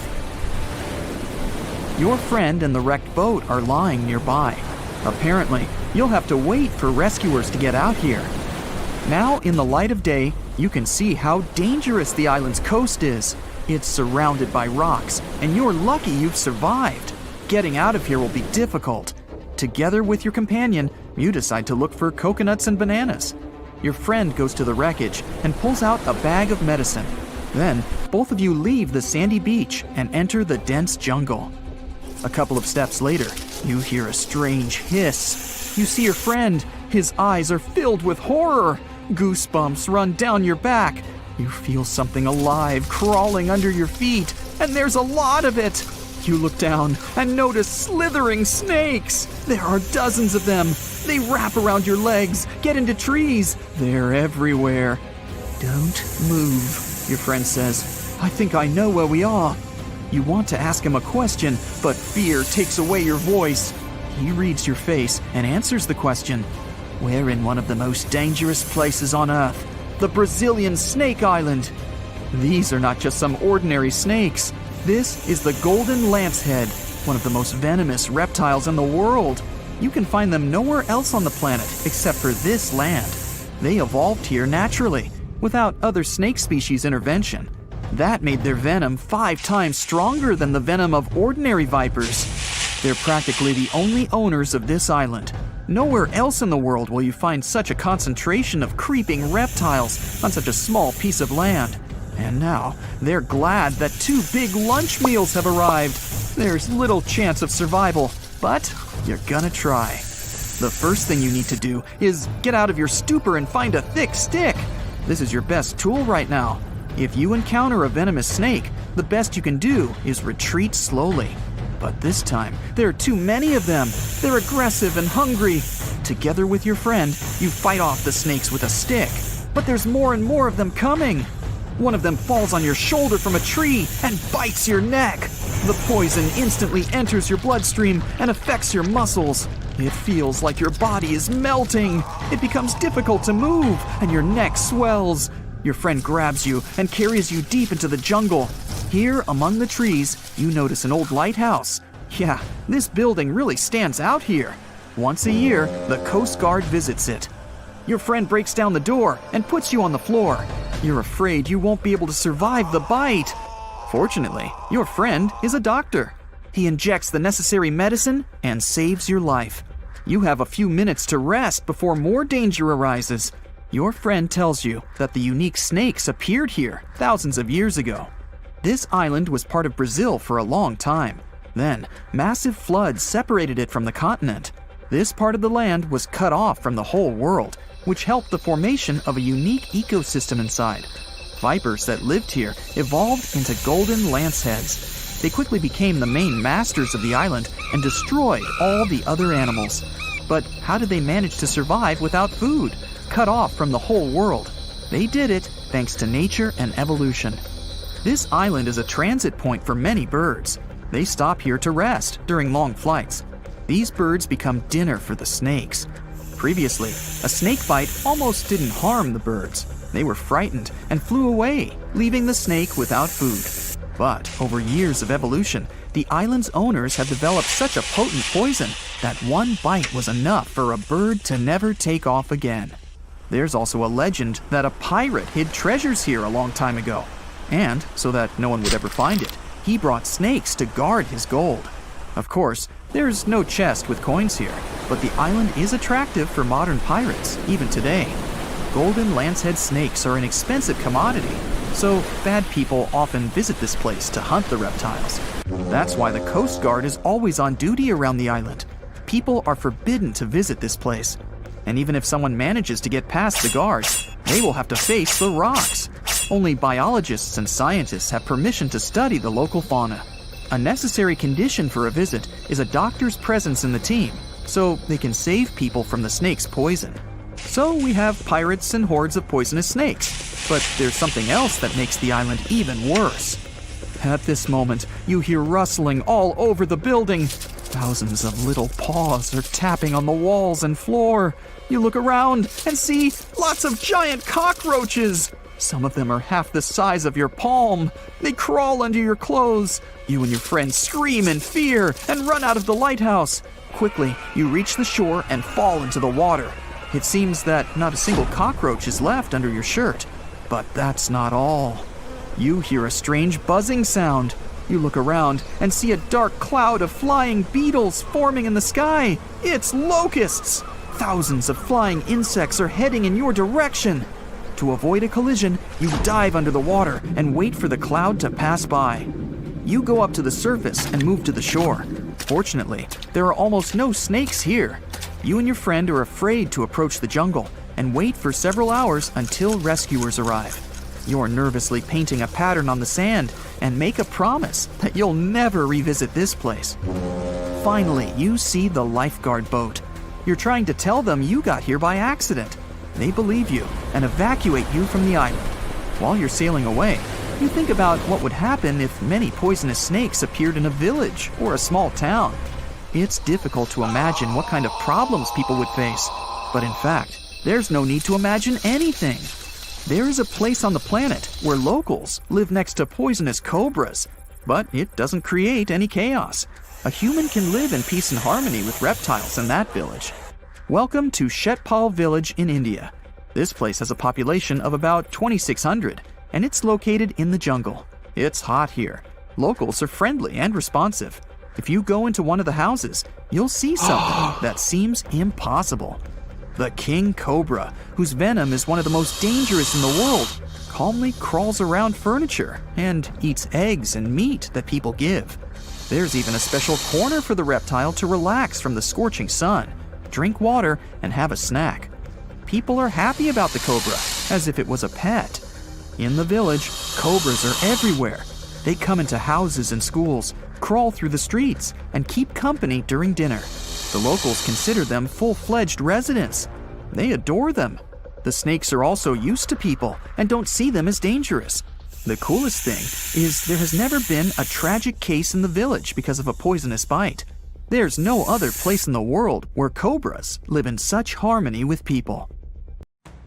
Sandy Island is a creepy landmass that appeared on world maps for nearly 200 years before vanishing into thin air. Located in the South Pacific between Australia and New Caledonia, this phantom island was first documented by explorers in the 18th century and continued to pop up on maps and even scientific surveys. But when a research ship sailed through its supposed coordinates in 2012, they found nothing but open water. They even measured the ocean depth at this spot, and it was always more than 4,000 feet deep, so there was no chance of a big piece of land could be hiding under the water. To make things even weirder, when you look up its exact coordinates on Google Earth, you'll still see a faint outline of what looks like a long, thin island, but with no landmass in sight. Theories about its disappearance talk about possible cartography errors, but the mystery of how a whole island fooled the world for centuries is still unsolved. Now, speaking of mysterious islands, let's dive into the enigma of Hashima Island. Located off the coast of Nagasaki, Japan, this small island was once a bustling coal mining facility, thriving with workers and families. But as the demand for coal declined, the island was abandoned in the 1970s, leaving behind a haunting ghost town. Today, Hashima stands eerily silent, with crumbling concrete buildings and overgrown vegetation. And if you are brave enough, you can do a virtual tour using Google Earth. But there are other places where digital maps won't let you see much, like the Ward Islands in Australia. If you search for its coordinates, you'll notice a bunch of blackout spots near the coast. This has led to all sorts of wild speculation online, sparking curiosity about what might be hidden beneath the surface. I mean, is it just a glitch, or could there really be some unusual wildlife down there? Well, we still don't have concrete answers for these obscured areas, but it is worth mentioning that this region is part of a wilderness protection area. This place is an important zone for the Australian sea lion and the New Zealand fur seal, for example. So, these blackout spots could be just part of a plan to keep everything private and protected out there. From creepy islands to abandoned places, if you ever find yourself driving through Rio de Janeiro, you might catch a glimpse of something unsettling: a group of creepy Santas, faded candy canes, and rusty slides surrounded by palm trees and dense greenery. This is Parque Aba Noel, an eerie, abandoned Christmas-themed amusement park in Brazil. The park's creator had big dreams, thinking it would become a massive, eclectic attraction with different themed areas. We're talking about a space the size of 460 football fields. Work started in 2000, but the place shut down a few years later after the creator tragically passed away in a car accident just meters from the park's entrance. Today, the attractions are slowly being taken over by rust. This totally feels like something out of a sci-fi movie, but those multicolored rings are actually right here on Earth, in Yellowstone National Park to be exact. At 370 feet in diameter, it is the largest hot spring in the United States and the third largest in the world. When you see it from above, the different colors come from various types of bacteria that act like real-life thermographic filters. Each type of bacteria thrives at different temperatures, and their colors reflect the heat levels in different parts of the spring. Our next stop is in Italy, where you can find the Villa de Vecchi, also known as the Red House or the Ghost Mansion. For every ghost mansion, there's an urban legend behind it. Now, while nothing we're about to say is confirmed, the tale is still pretty interesting and downright bizarre. Built in the mid-19th century by Count Felix de Vecchi, this once grand summer residence quickly became the site of tragedy. The Count's wife passed away under mysterious circumstances, and his daughter disappeared, never to be seen again. Devastated, the Count is said to have spent his remaining days searching for answers. Over the years, the mansion fell into ruin, with local legends adding to its haunted reputation. Some claim to hear strange noises or see ghostly figures, while others whisper about unusual rituals that might have taken place there. Though crumbling and overgrown, Villa de Vecchi remains popular for those intrigued by its eerie history. While we've explored eerie and abandoned human-made structures, let's take a look at a place where nature's forces left their own massive mark: the Meteor Crater in Arizona. The site was formed in an instant about 50,000 years ago, when a large iron-nickel meteorite slammed into Earth. Measuring just under a mile wide and 560 feet deep, the crater is one of the best-preserved impact sites in the world. Standing at its edge, you can almost picture the incredible force of the impact, wiping out everything around it. Today, the meteor crater is a fascinating geological landmark, drawing in scientists and curious visitors. From a Google Earth point of view, this area in Niger looks creepy, and what seems to be clusters of glass domes dotting the landscape, almost like an interplanetary colony. But in reality, it's kind of an illusion. Those domes are actually small semicircular pits, and they're part of the Just Dig It project. Can you dig it? These pits, known as water buns or earth smiles, are dug to capture rainwater and restore dry, degraded land. It's a simple but genius method that helps bring life back to areas suffering from desertification. By trapping water, these buns allow vegetation to grow again, cooling the land and reviving ecosystems.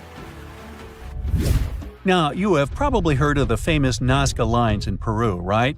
We're talking about those massive ancient geoglyphs carved into the desert, which have shapes like a spider, a monkey, and a hummingbird. Well, recently, something similar popped up, and it's got the internet buzzing. This new figure, located at the top of a mountain, looks a lot like a wild boar. While it's super cool to find a potential new geoglyph, the lack of solid info and the not-so-sharp edges make us think it's just a natural formation. It's still pretty intriguing, though. But if you head down south to Chile, that's where you'll actually find a real geoglyph. We're talking about the Atacama Giant, which is around 390 feet tall. What looks like a funny drawing seems to represent some sort of spiritual figure or deity. There's no solid proof of what it actually means, but experts believe this design might have worked as an early astronomical calendar. The points on the top and sides of the head are said to indicate the seasons based on how they align with the moon. Meanwhile, you might also find some mysterious shipwrecks while exploring Google Earth, like the MV Plassey in Ireland. This ship met its tragic fate back in 1960, when a heavy storm and strong winds blew it ashore at Finnis Rock, tearing a hole in the vessel's bottom. Water started rushing in from underneath. After some shouting and running in all directions, the crew managed to get out of the ship. Today, the vessel's remains are still at Finnis Rock and have become a popular attraction. You can still see its hull, which keeps falling apart over time, making the whole scene even creepier. And we've also got something interesting involving the Titanic. Now, it's true that the ship is really 13,000 feet underwater, so you actually can't see it with satellite cameras. But if you type these coordinates into Google Earth, you'll find the spot of the Titanic accident. It's not that creepy of a place. I mean, it's really just a huge expanse of blue. But still, it's pretty interesting to get the big picture of how they seem so far from everything on that tragic night when the ship went down. I bet you've never heard of the legendary oasis of Zerzura. This ancient city is said to be hidden somewhere deep in the Sahara Desert, and its discovery could mean unimaginable riches and untold secrets. According to an anonymous 15th century Arabic guide, the key to unlocking the city lies in the beak of a bird carved on the city gate. Zerzura might not be as popular as Machu Picchu or the pyramids, but that just makes it more mysterious. Legend has it that Zerzura is built around this big oasis somewhere in the desert west of the Nile. Apparently, it's made out of white stone and has all these luxurious houses and gold decorations. The story goes that a scribe wrote down the account of a traveler who stumbled upon Zerzura while looking for his lost camel. At one point in his journey, the man got caught up in a sandstorm, where he got separated from the rest of his group. The traveler kept wandering in the desert for days, and then, out of nowhere, two men showed up and guided him to the city of Zerzura. The traveler described this city as an oasis filled with little birds and made out of pure white stonework. The city is also said to be guarded by giants. In 1835, an English Egyptologist named John Gardner Wilkinson mentioned the city in one of his books. He spoke to a man from Egypt who found the city by accident after days of wandering through the desert. He mentioned some ruins, unusual stonework, and a large oasis surrounded by palm trees. The man even gave some instructions on how the city could be found, indicating that it might be in the western desert of Egypt. But here's the kicker. Even though a group of explorers went out to find Zerzura, they didn't succeed. At the same time, they did stumble upon a bunch of previously unknown oases. In the early 1900s, numerous expeditions were sent to find the city, including one with a fleet of Ford Model A trucks. But, alas, none were successful. Others say Zerzura did exist at one point, but not anymore. It's possible it was swallowed by the desert. It's believed that back in the day, the Sahara Desert was actually green. Scientists even found traces of ancient rivers that flowed through the area 100,000 years ago, creating green corridors across the desert. But Zerzura might have never been real to begin with. Maybe it only existed in the minds of people, a figment of their imagination as they were struggling in the African desert. For thousands of years, people have been obsessed with the hunt for another lost city, Atlantis. But if this place really existed, where on Earth, or under the sea, could it be? According to Plato, Atlantis was an actual place, and it was supposedly located somewhere in the Atlantic Ocean, near the Strait of Gibraltar. But how did this mythical city become synonymous with a perfect paradise-like society? Well, you can thank Ignatius Donnelly for that. The American writer published a book in 1882 where he outlined 13 hypotheses about the existence of Atlantis. Donnelly truly believed that this lost city was where ancient humans lived in peace and joy for centuries. Donnelly even thought that Atlantis was the original source of many ancient civilizations around the world. And if we just followed Plato's clues, we could totally find Atlantis. Sounds like a treasure hunt, right? What inspired Donnelly to go on this quest in the first place, you might ask? Apparently, an amateur archaeologist discovered the city of Troy, using Homer's The Iliad as a guide. Well, if Troy was real, then why not Atlantis? Back in the day, some people believed that America was the legendary Atlantis. Columbus really stirred up some excitement when he brought back news about the New World to Europe. But the real hunt for Atlantis didn't really start until the 20th and 21st centuries. Some people tried to connect the dots between a volcanic eruption on the island of Santorini and the destruction of Minoan settlements. But in 2018, a team of investigators claimed they had nailed it, announcing they had discovered concrete proof that Atlantis had existed. What was their evidence, you ask? A series of mysterious circles in a national park in Spain. But the circles turned out to be nothing more than experimental ponds for studying zooplankton. Let's face it, there's no real evidence that Plato's lost city of Atlantis actually existed. But it doesn't make searching for it any less exciting, does it? The Fountain of Youth isn't a lost city per se, but it is another mythical location that many have claimed to have stumbled upon over the years.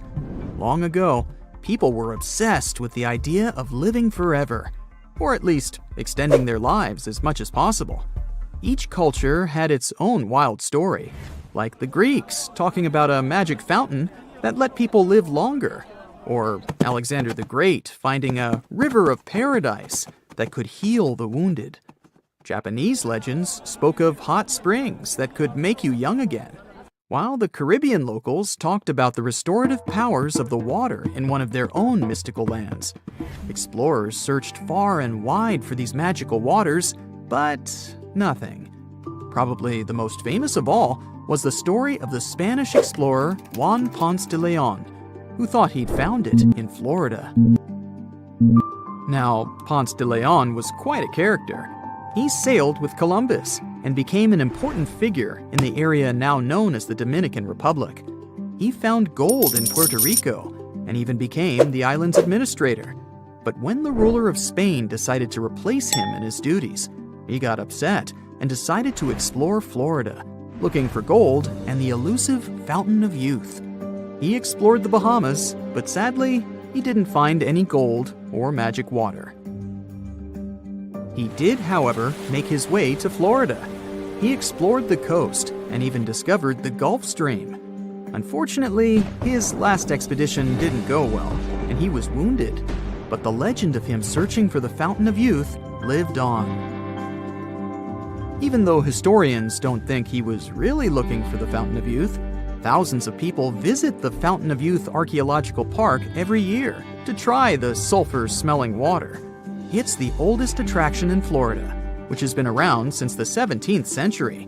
Some say the water has unusual properties, but I'll leave that up to you to decide after you visit this place. Norse mythology has its own mysterious land called Thule. It's said to be somewhere between Scandinavia and Iceland, where the sun barely shines and the cold bites hard. The folks there survive on a diet of millet, herbs, fruits, and roots, washed down with a grain and honey brew.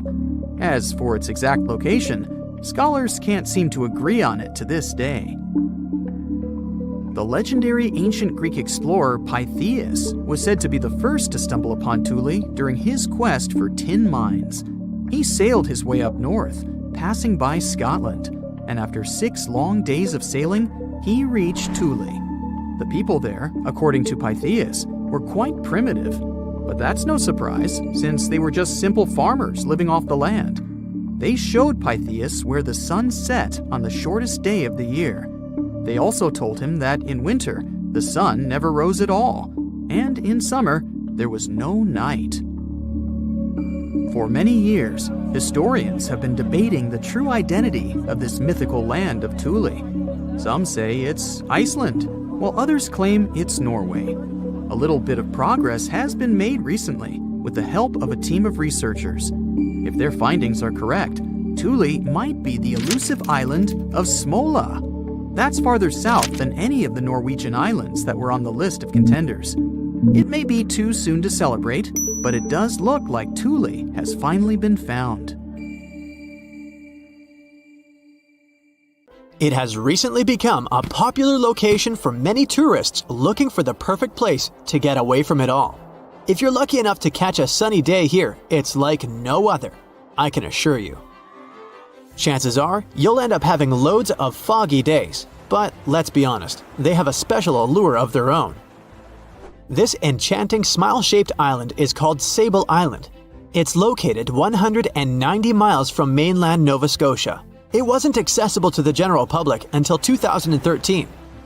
That's when it was added to the list of National Parks of Canada. You can get here either by plane or by water. But what's so enchanting about this place anyway? There must be something since the yearly tourist count is growing every year. Firstly, there's a spectacular number of wild horses here. There are between 200 and 500 horses roaming free all over the island. There's also a large population of gray seals. The place is also the only breeding location of a rare bird species called the Ipswich sparrow. If you're already considering a trip here, there are some things you need to know first. Remember that fog I mentioned earlier? Well, it turns out that Sable Island is the foggiest place in the Canadian Maritimes. I'm talking about approximately 127 foggy days each year. During such days, Sable Island literally disappears underneath a thick layer of fog. You won't be able to explore the place on your own either. The local regulations state that visitors need to travel within a group. and they also need to keep a 197-foot distance from the wildlife they can encounter here. As charming as this place may be, it holds a dark secret hidden beneath the sandy dunes, and it has nothing to do with beautiful creatures living here or the island's unique vegetation.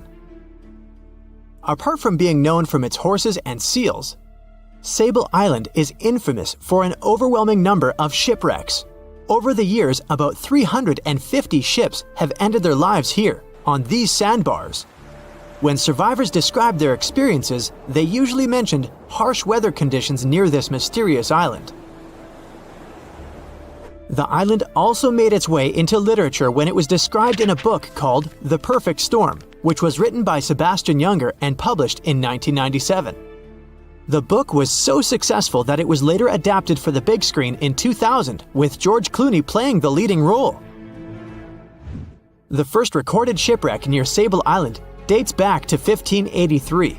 The boat was named the HMS Delight and was under the command of British adventurer and explorer Sir Humphrey Gilbert. Only 17 people managed to survive the catastrophe by escaping in a small boat. Records mention that they spent 7 days at sea before reaching the shores of Newfoundland. In 1884, another vessel named the Nicosia struggled in the thick fog as well. The ship was completely destroyed, but fortunately, all 18 crew members managed to survive. The captain's son was almost lost at sea when a lifeboat capsized when he was climbing into it. He somehow managed to stay underneath the lifeboat, which was completely submerged. When this lifeboat righted, he eventually emerged from the water and was rescued for the second time. The years between 1947 and 1999 were relatively quiet on the island. In 1999, though, a yacht called the Merrimack ran aground near the shore of the island at about 2 a.m. on July 27th. The 40-foot fiberglass boat had a crew of only 3 people. Natural gas exploration workers, who were luckily not far away, rescued them. The crew managed to fly safely to Halifax the next day. The owner of the Merrimack tried to recover his boat by hiring local fishermen. Unfortunately, this operation was unsuccessful, since only the fittings of the yacht were eventually saved. It took no more than 6 weeks for the sand and waves to crush and completely break up the hull of the Merrimack. So what is it about this place that's so dangerous for boats? Does it have anything to do with the weather? Or maybe there's other forces at play? The explanation turns out to be a bit more complex, and it wasn't easy to figure out, at least not way back in the 1500s.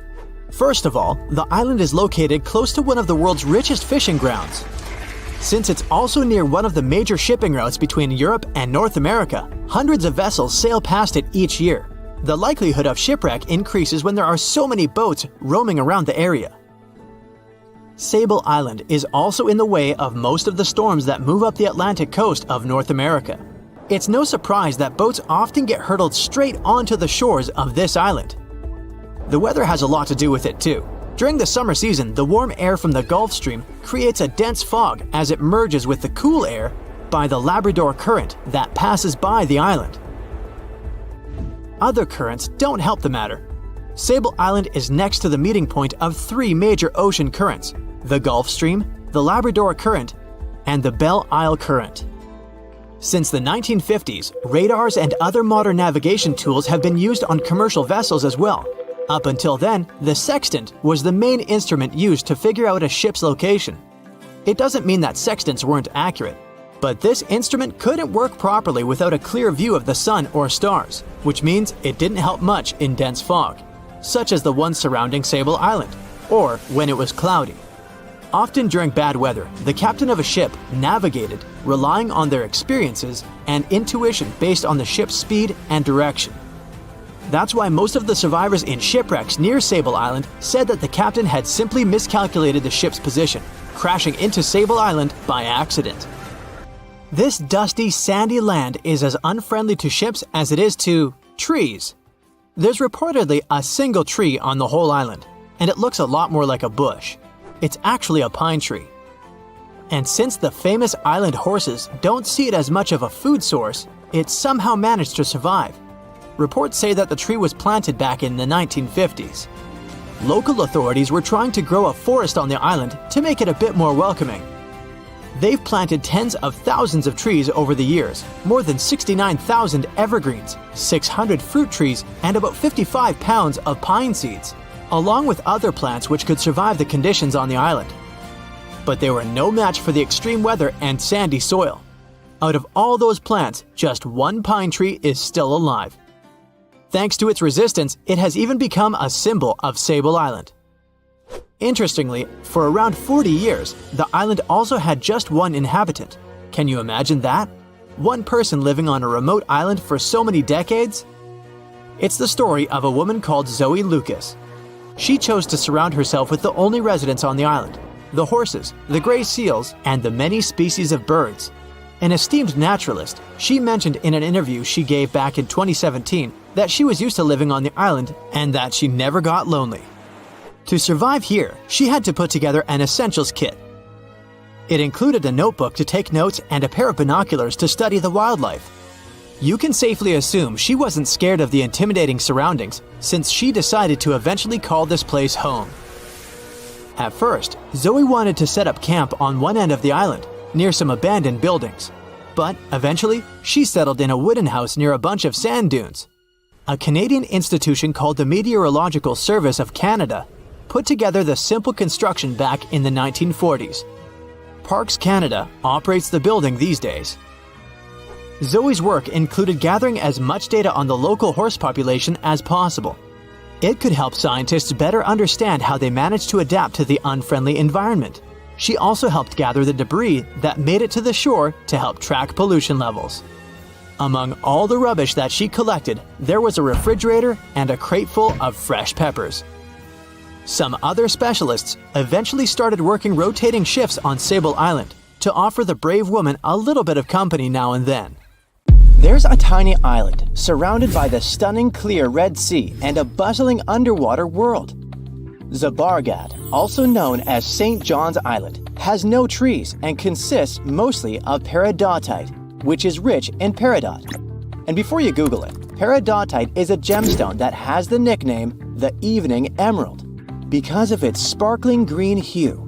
Some historians believe Cleopatra herself loved peridots, and that lady could afford any jewels in the world. Geologists believe peridot forms as a result of the spreading of the seafloor. When the Earth's crust decides to part ways, rocks from deep down get pushed up to the surface. That's exactly how our treasure island formed. The African and the Asiatic continental plates bumped into each other, and rocks in the lower crust went above sea level. Peridot also comes from meteorites that have crashed into Earth, but that's really rare. Its color ranges from a brown-green color to yellowish-green to pure green. Yellowish-green is the most common shade you'll see in jewelry. This color is possible thanks to a good amount of iron in the stone. The deposits of this beauty are spread all across the world, from Vietnam to Arizona and Hawaii, Tanzania, South Africa, Sri Lanka, and Norway. And then, of course, there's Zabarat. So, this place is geologically unique as it's an island built of uplifted mantle, and it's also the oldest and longest known source of peridots in the world. The first people came here for the gemstones many centuries ago. Famous Roman philosopher Pliny the Elder mentioned in his writings that pirates had discovered Zabarat's treasures in the year 500 before the current era. The beautiful green rocks made their way to Queen Bernice of the Roman Empire. They came from the ancient trading port Berenike on the edge of Egypt's eastern desert. When the city fell in the 6th century, all work stopped, and the island with all its treasures stood alone for hundreds of years. In the 19th century, British explorers found the beautiful green island in the Red Sea and figured out it was the one described by Pliny the Elder a long time ago. Turkey did some mining here in the 20th century. Over just 4 years, they managed to collect over $2 million in peridots. They sent the gemstones to France for cutting. The work conditions on the island were nothing like a tropical fairy tale you could imagine. There was no drinking water for workers, so they had to install a gas-powered water condenser. Now, this territory belongs to the Elba National Park System. Most people come here to see the underwater beauties of the reefs, but if you look above the water, you can still see some beautiful sparkling peridots. If Christmas Island in Australia is on your travel list, plan the trip wisely. If you end up there in October or November when the wet season begins, you won't be able to enjoy a walk around. Red crabs cover the whole island like a blanket. And it's not one of those fluffy blankets you want to wrap yourself into. Over 100 million crabs are on a mission to reach the shore alive, marking a crucial phase in their life cycle. For the majority of the year, these red crabs reside in burrows and rock crevices. They have fruits, berries, fallen leaves, and various organic matter to keep them going. But when the dry season is over and the moon is in a specific phase, they know it's time to go. When they reach the coast of the Indian Ocean after several days of migration, they create deep burrows where females will eventually hatch their eggs. Once the burrows are ready, the male crabs return to the rainforests and the females stay at the beach for at least 12 days to keep the family going. The new parents are so smart, they follow the moon to pick the perfect moment with a milder tide to carry their eggs to the water. Once they hatch, the crabs bring their new family members back inland. There, they wait for the rainy season again to keep the circle of life going. To safeguard this magic, authorities close road in areas where crab migration takes place. Japan has a brand new addition to its archipelago. The world's newest landmass literally popped up in November 2023. This unnamed island is just over 300 feet in diameter. It's made of pumice and tuff left by an undersea volcano that kicked off its eruptions in October.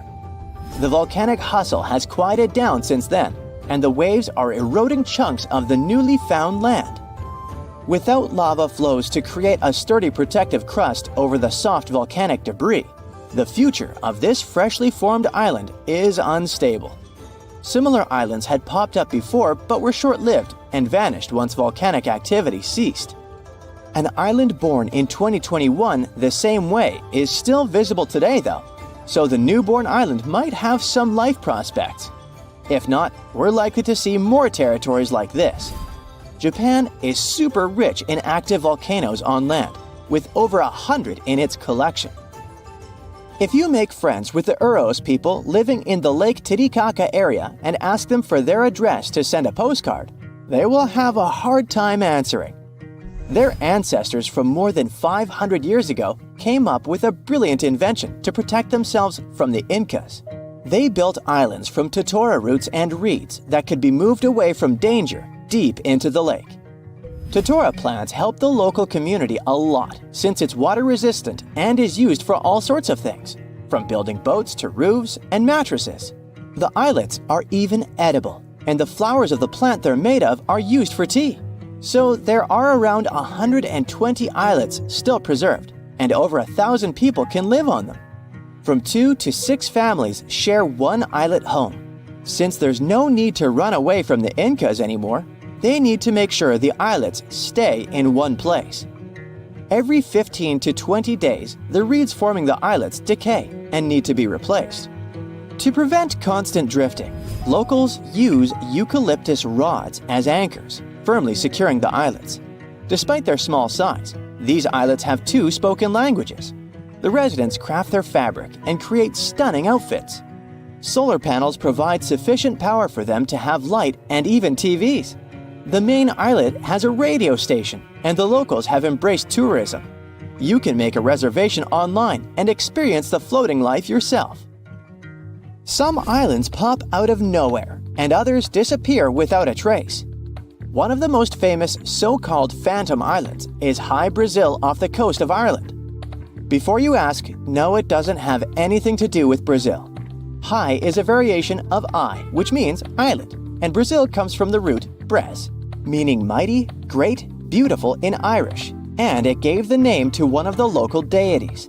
This tiny mist-covered island was first mapped in 1325, but later attempts to pinpoint its exact location didn't come to one result.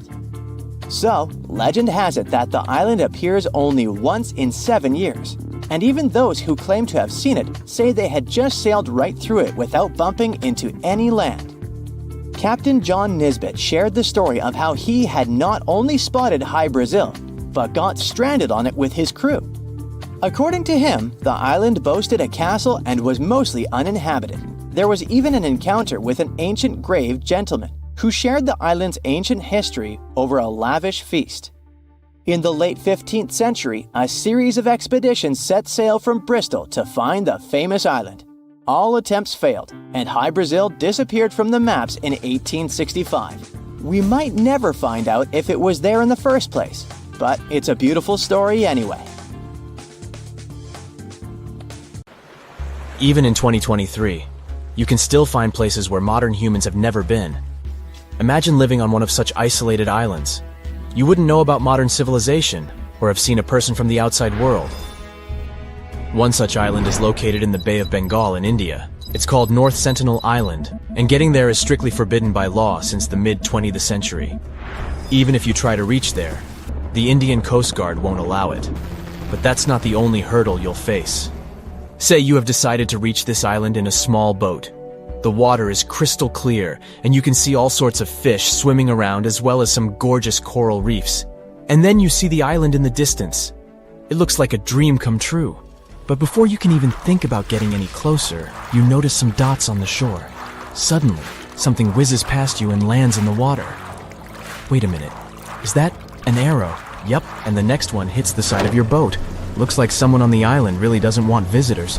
Turns out the dots on the shore are people. The local Sentinelese tribe, armed with spears and bows. They start shouting something at you in a language you can't understand, but their gestures imply that you should leave immediately. If that wasn't clear enough, they throw spears and shoot arrows at you. Yeah, that's definitely a clue you're not welcome here. It's not just you they're aggressive towards, though. They're known for guarding their island fiercely and don't want anyone else to come in. Even helicopters can be attacked when they fly too close. That's why the authorities have made it illegal to visit the island.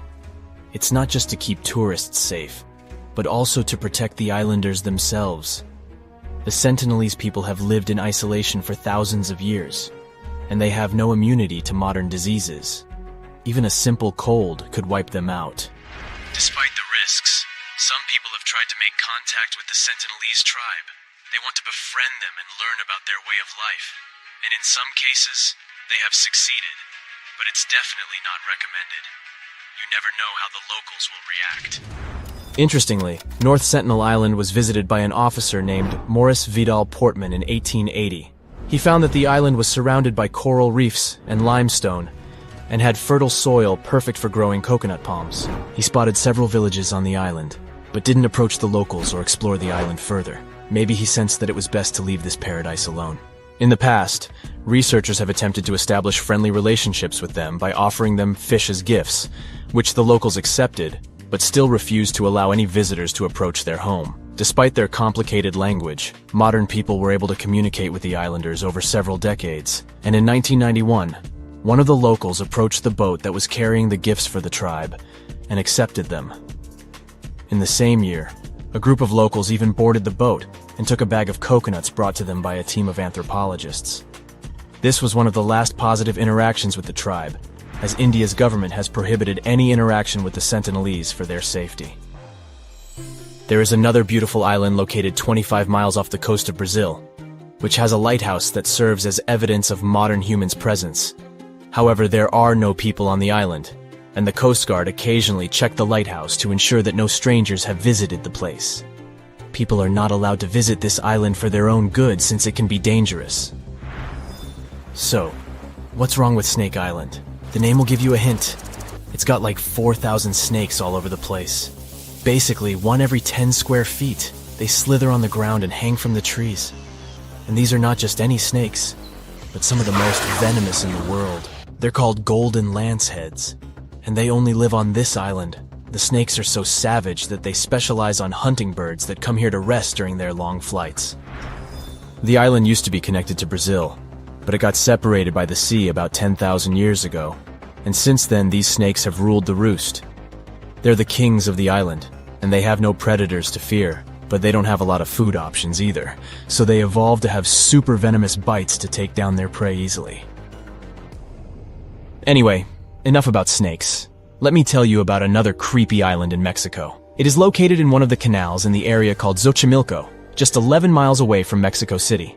It's not forbidden to visit or anything, but it's pretty scary anyway. So have you heard of the Island of the Dolls? It's a creepy place filled with dolls hanging from trees and buildings. A guy in the 50s moved here alone from Mexico City and started hanging them up, and continued to do so for decades, making the place look like a haunted doll graveyard.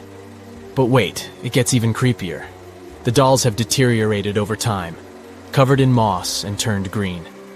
Some say they come to life at night. If that doesn't give you the heebie-jeebies, I don't know what will. Now let me tell you about Bouvet Island, one of the most mysterious places on Earth. It's located in the South Atlantic Ocean, 1,600 miles away from South Africa and 1,100 miles from Antarctica. It's super difficult to reach, and normally you can only do so from large ships passing by. The island is almost entirely covered by a glacier, and at its center, there is a volcanic crater.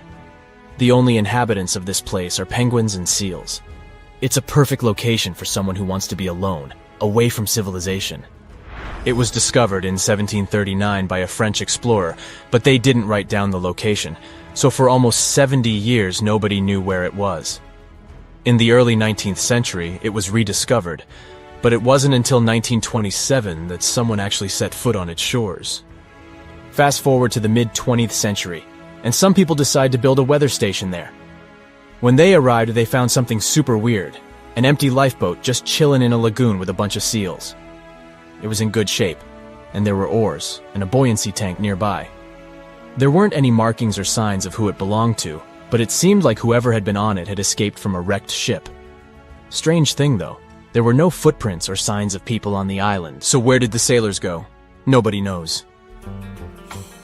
Let's finish with a completely safe and cute island in the Bahamas called Pig Beach. It's not the official name of the place, but everyone calls it this way because the island is home to lots of pigs. They spend their days swimming, sunbathing on the beach, exploring the jungle, and begging tourists for food. What's really cool is that you can stay at a hotel on a nearby island and take a boat to visit the pigs. They're super friendly and love attention, especially when there's food involved. And thanks to the kindness of tourists and locals, these cute little pink and brown piglets are able to survive on the island. No one knows for sure how the pigs ended up on the island.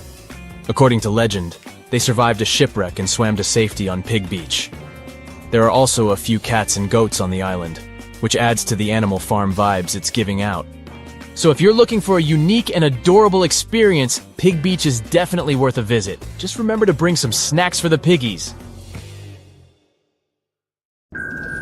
Now, all the islands can be easily tracked by coordinates, but it's not the case with these Peruvian islands. These floating islands occupy a corner of Lake Titicaca, the world's most navigable lake. The cool thing about Uros Islands is that these islets are human-made. They were built by layering totora roots and reeds. Totora is water-resistant, and it can be used for making boats, roofs, mattresses, and more. Also, these islets are kind of edible. You heard me right. The plant the islands are made of can be eaten, and its flowers can be used to make tea. Now, there's a serious downside, though. Every 15 to 20 days, the reeds composing the islets rot, so they need to be replaced with new ones. And it's an endless cycle of work and repair. As it's human-made, it's more of a boat than an island. Plus, the Titicaca waters can be pretty turbulent, so the locals needed to find a way to stop the islands from constantly drifting away. To do that, they stick eucalyptus rods into the bottom of the lake, and these rods serve as anchors. Now, despite the tininess of these islets, there are two languages spoken in this territory, this one and that one, neither of which I can speak, hence the subtitles. Also, people living there are pretty self-sufficient. They can even weave their own fabric and make stunning outfits out of them. Forget about mass-market clothes. Today, Uros Islands are quite modern. There are solar panels to give just enough power for light and even TVs. There's a radio station on the main island, and the best part is that the locals even rent lodges to tourists. Yep, you can book everything online. Ever since ancient times, people have always been looking for the secrets of longevity. It turns out that there's actually a conveyor belt of centenarians. Nah, not a conveyor belt for sure, but rather a geographic area famous for its inhabitants beating all the longevity records. So let's go on a trip to Okinawa. No visa and tickets are required, plus you won't get jet lag. So Okinawa has a nickname, the Hawaii of Japan, but we need to differentiate two concepts here. The Okinawa Prefecture, which is made up of more than 160 islands, and the main island, which is also called Okinawa. By the way, if you ever want to get to this island or any neighboring ones, you'll need to hop on a ferry. For those people who dislike winter, Okinawa is the perfect destination for you. Even in its colder months, the temperatures there can reach 68 degrees Fahrenheit. Yep, and ocean water is also pretty inviting. In addition to perfect weather conditions, they also seem to have a perfect diet in that archipelago. The thing is, this place is a melting pot of cuisines. There's a strong Chinese influence here, so you'll easily find Chinese delicacies on any menu. If you're more into noodles, then you can treat yourself to soba noodles. Taco rice is also popular there, and they have their particular type of seaweed, the sea grapes. They say it's the rich diet in tofu, yam, and seaweed that makes people in this area live longer than average. Now, there's already enough to make you want to visit this awesome place, but here are some more cool facts about Okinawa. For one, the first cherry blossoms can be found here. It's already possible to see the first petals in mid-January. And this locale is the birthplace of karate. So, chop chop, off we go to the next destination. This is a football field. Let's cut it in two halves. Look at one of the resulting halves. Now, imagine 100 people living there. They say Hong Kong is the busiest place on our planet, but Mingo Island seems to be no less busy than that. Different sources provide different information. Some of them say that there are 131 inhabitants, while others claim there are about 500 of them. Let's stick to the less shocking figure, but 131 inhabitants for half an acre is still mind-boggling. By the way, it's not the most peculiar thing about this island. Its location is quite interesting too. Unlike most regular islands, this one is located in Lake Victoria between Kenya and Uganda, and not in the sea or ocean. There are quite a lot of buildings for its small territory, and all of them have metal tiled roofs. If you saw it from above, you think it's a giant metal turtle floating on the water. There's barely any vegetation there. Most of the island is covered with rocks, yet there's a tiny piece of land with green grass and just a couple of small shrubs. The island is all about fish. Most men there go fishing every day, while the women hang the fish on a string to dry and save up for later or to sell. Most of the people living on the islet of Mingo make their living catching fish in the plentiful waters around the island. There are tons of fresh perches out there.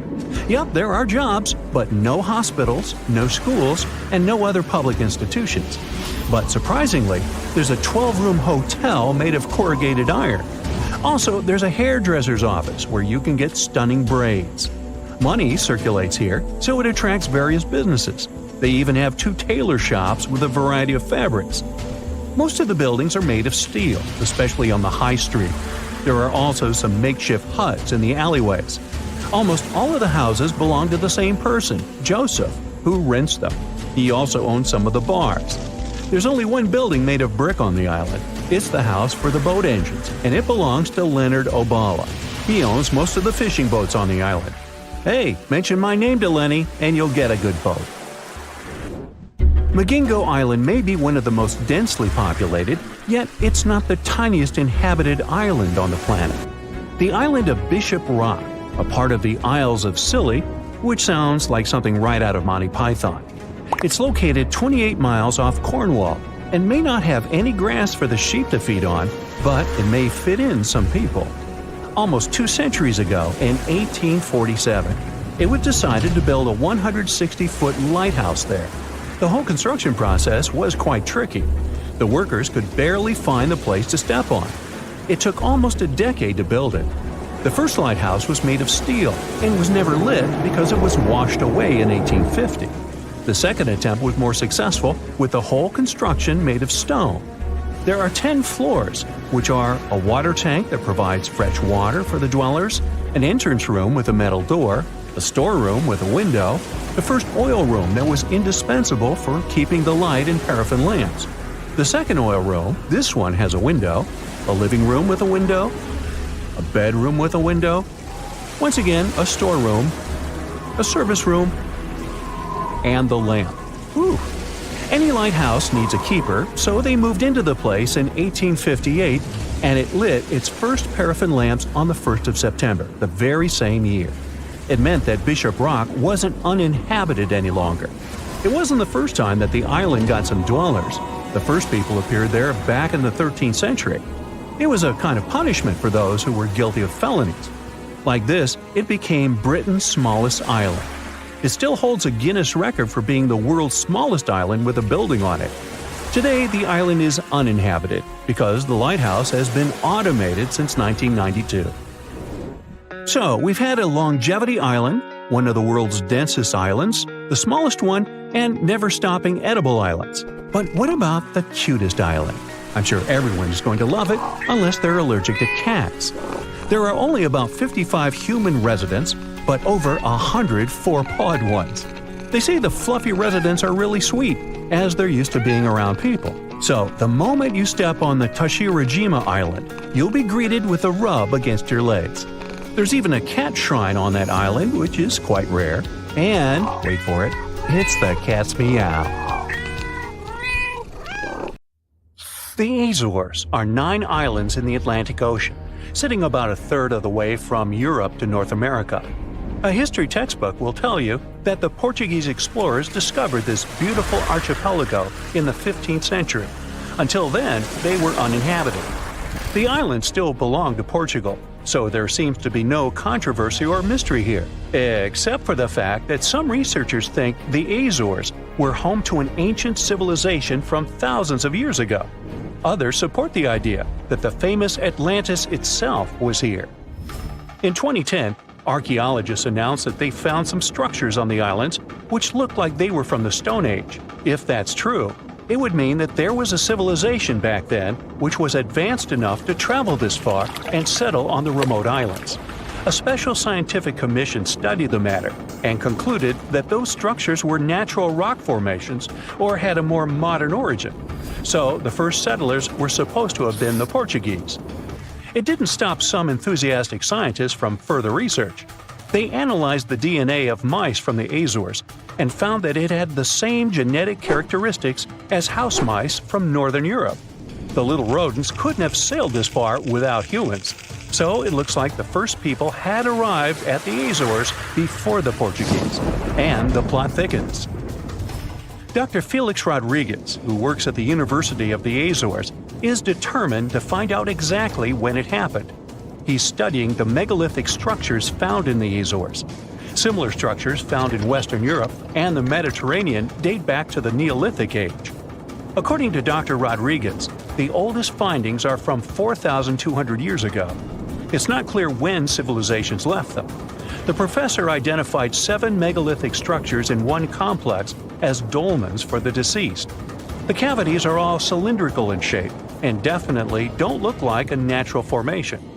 The material from the cavities turned out to be at least 2,500 years old. There are also some pieces of ceramics that seem to be even older. It looks like the rocks in the area had been lifted. You can see it by the small waves left by lava. It's thick and sticky, so it can't leave vertical marks. Someone must have moved the rock from its horizontal position. Another interesting finding is some stone anchors with holes found by the sea. Similar ones were used in the Mediterranean and on the Atlantic coast of Europe, dating back to 1000 and 2000 BCE. The 15th century Portuguese were advanced sailors and never used stone anchors, only metal ones. The scientists also managed to find a structure built right in the volcanic tuff. It looks somewhat similar to the ones built in the Mediterranean that are at least 2,000 years old. These structures are called columbariums and were used to store the ashes of the deceased. They also found something resembling an oven next to it, so they could be a part of one complex.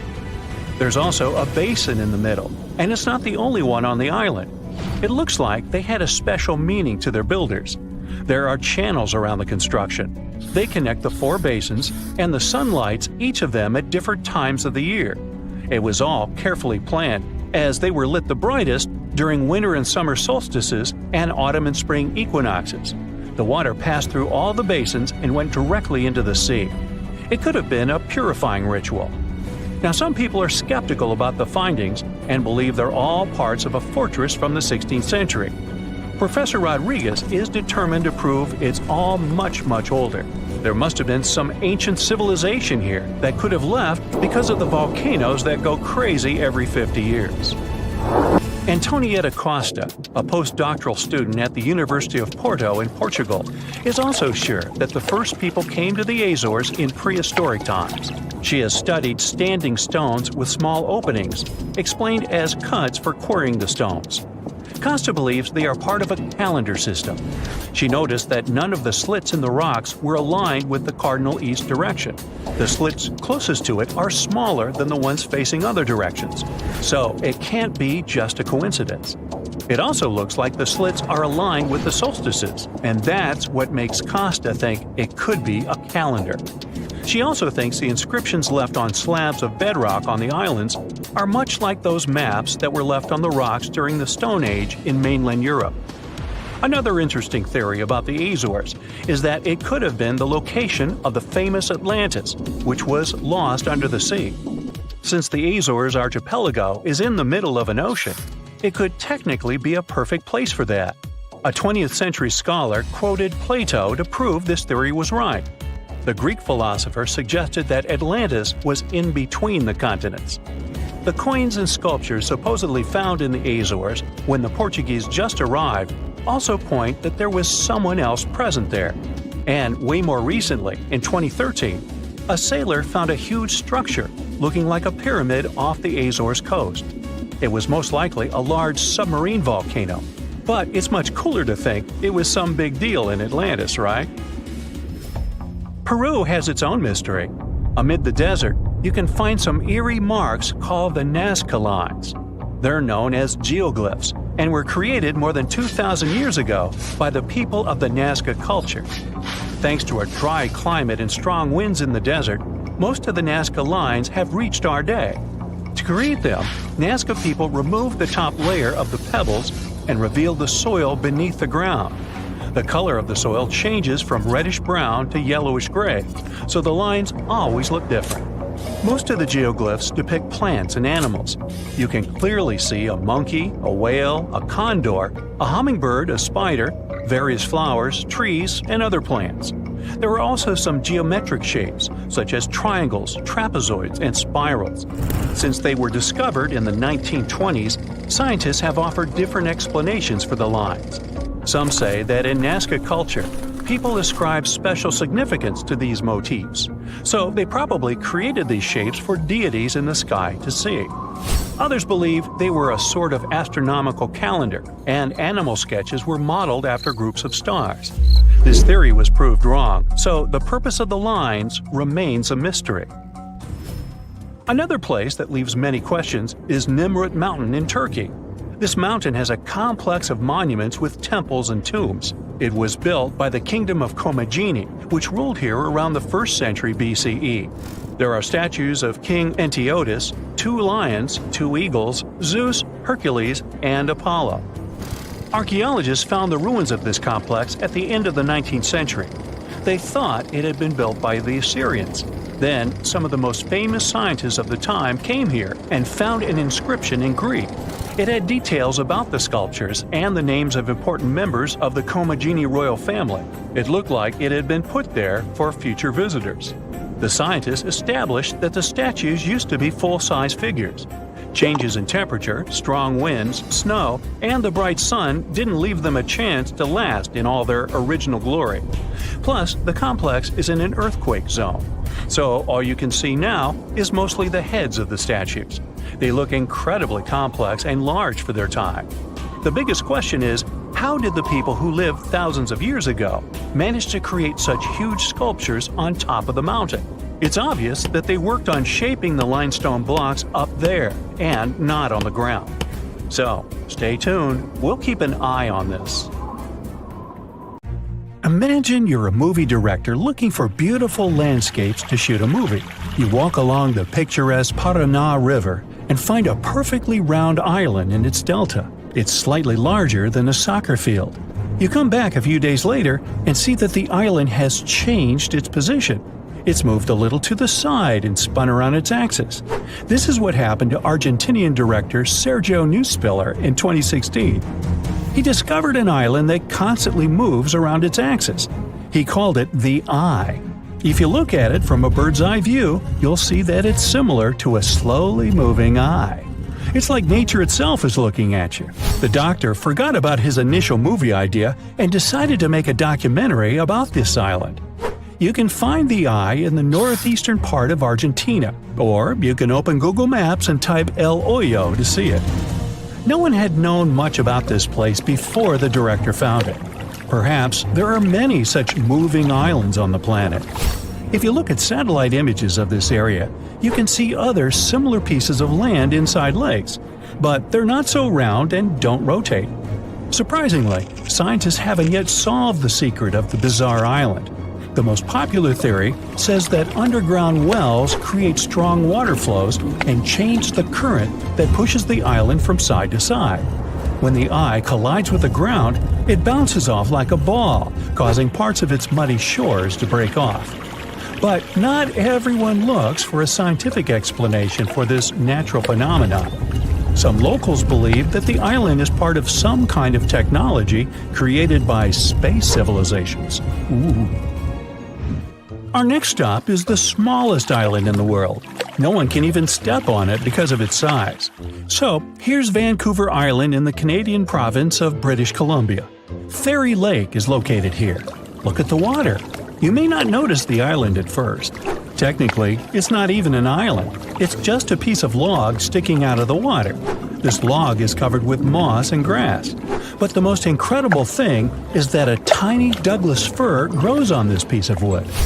The photo of this tree has won many awards and became famous worldwide. It shows how desperately nature can strive for survival. Every day, many tourists sail around this island and get inspiration from it. The next island looks ominous and lifeless.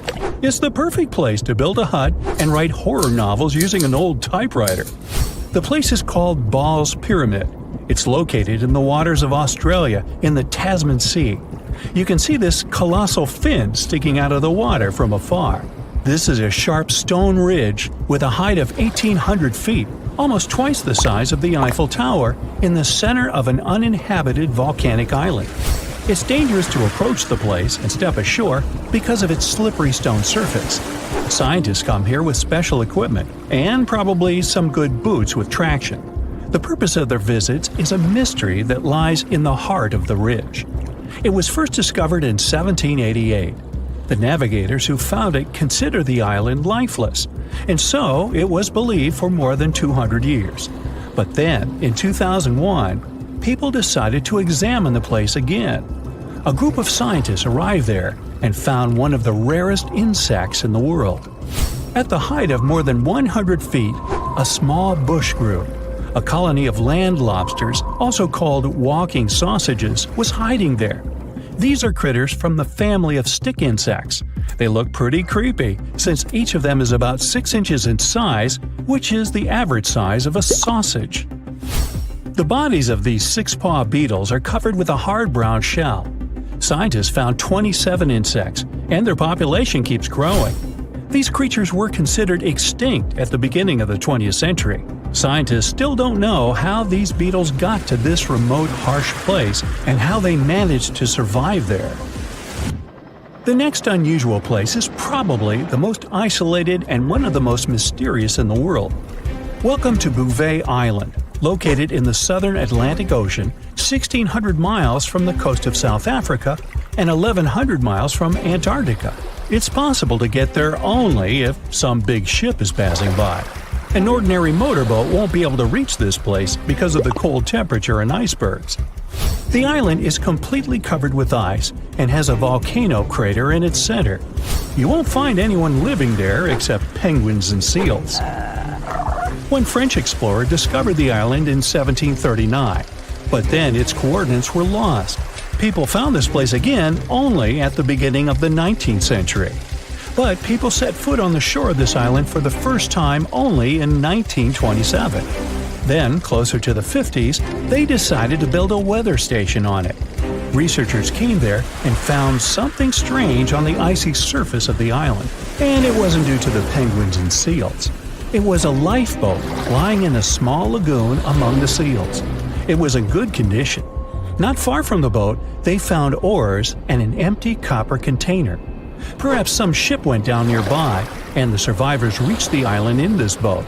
But the researchers found no traces of people. Until now, this boat remains a big mystery. How about visiting an island that doesn't exist? It's in the South Pacific Ocean near Australia and New Caledonia. It's called Sandy Island. It was first discovered in 1876. Researchers began putting it on maps at the beginning of the 20th century. But when people arrived at the specified coordinates, they found no island. So by 1970, people had removed it from all the maps released at that time. Then, in 2012, Sandy Island appeared again, this time on Google Maps. The researchers came there, but still found nothing. Maybe it had gone underwater. With the help of echolocation devices, they explored the seabed, but didn't notice any signs of an island. They found out that it appeared on the maps because of human error when printed cards were being transferred to digital ones. The mistake was quickly corrected, but a trace of it remained. If you enter these coordinates into Google Maps, you'll see a mysterious black spot in the middle of the ocean. And that's precisely where I am narrating this story. Nah. How did people discover it in 1876? Most likely it was an underwater volcano that woke up and spewed some magma out. In the cold water, it solidified and turned into pumice. So people on that ship must have noticed huge floating pieces of volcanic rock and mistook them for an island. Our next island could be a new continent, but turned into nothing. At the beginning of the 20th century, famous marine explorer Robert Peary, the first in history to reach the North Pole, went on an expedition to the northernmost Canadian island, Ellesmere. He was on the shore, looking through his binoculars at the ocean. In the distance, amid the white snow, he noticed the white peaks of a giant island stretching across the horizon. The traveler didn't have enough food and fuel to get there and check out this land. He wrote the coordinates in his diary and went back to the mainland. Together with other researchers, they concluded that he had found not just an island, but a new continent. A few years later, Robert Peary organized a new expedition to that place. But this time, he couldn't find the mysterious icy land. The ship stayed in cold waters for several days, drifting from side to side. The crew was running out of food and fuel. They were about to go back, but then they noticed those snowy peaks again. The joy of discovery was quickly replaced by disappointment. Those peaks were just fog. Under the influence of cold air and the sun's rays, the fog looked like an island at a certain angle. When the ship approached it, the island dissolved like a mirage. Oh well. Have you ever heard of an island that is regularly attacked by sharks? For many years, people living there haven't been able to find a way to stop this. Neither can they understand why sharks come there so often. So, what's going on? Why do these predators keep bothering this specific island while completely ignoring the others in the area? Let's go to this mysterious place and try to find out. July 22nd, 2015. The ocean waters near Reunion Island were clear and transparent. The western part of the island, St. Lou, had always been a great spot for surfing. But on this pleasant sunny day, one of the locals almost lost his life. A 6-foot bull shark appeared out of nowhere. Once right next to the shore, it suddenly charged at surfer Rodolphe Arriaghi. His friend, doctor and professor of geography at the University of La Réunion, Erwan Lagabriel, was nearby, talking with 2 other surfers at that moment. Suddenly, they heard some noise. Realizing that it was his friend, Lagabriel rushed to help. The shark was 65 feet away from him. He said that all of this felt like some kind of a horror movie. He rushed to Arriaghi, even though he didn't understand what exactly had happened. At first, Arriaghi's body was surrounded by white foam. It then began to turn pink, and then red. La Gabrielle said later that it had been one of the scariest things he had seen in his life. Fortunately, when he swam closer, the shark had already been gone. La Gabrielle knew that in most cases, a second attack doesn't happen, so he hurried to help his friend. It took them some time to get back to the shore. When La Gabrielle pulled his friend onto the beach, he immediately made a tourniquet from a surfboard leash. After that, Monsieur Ariaghi was rushed to the hospital.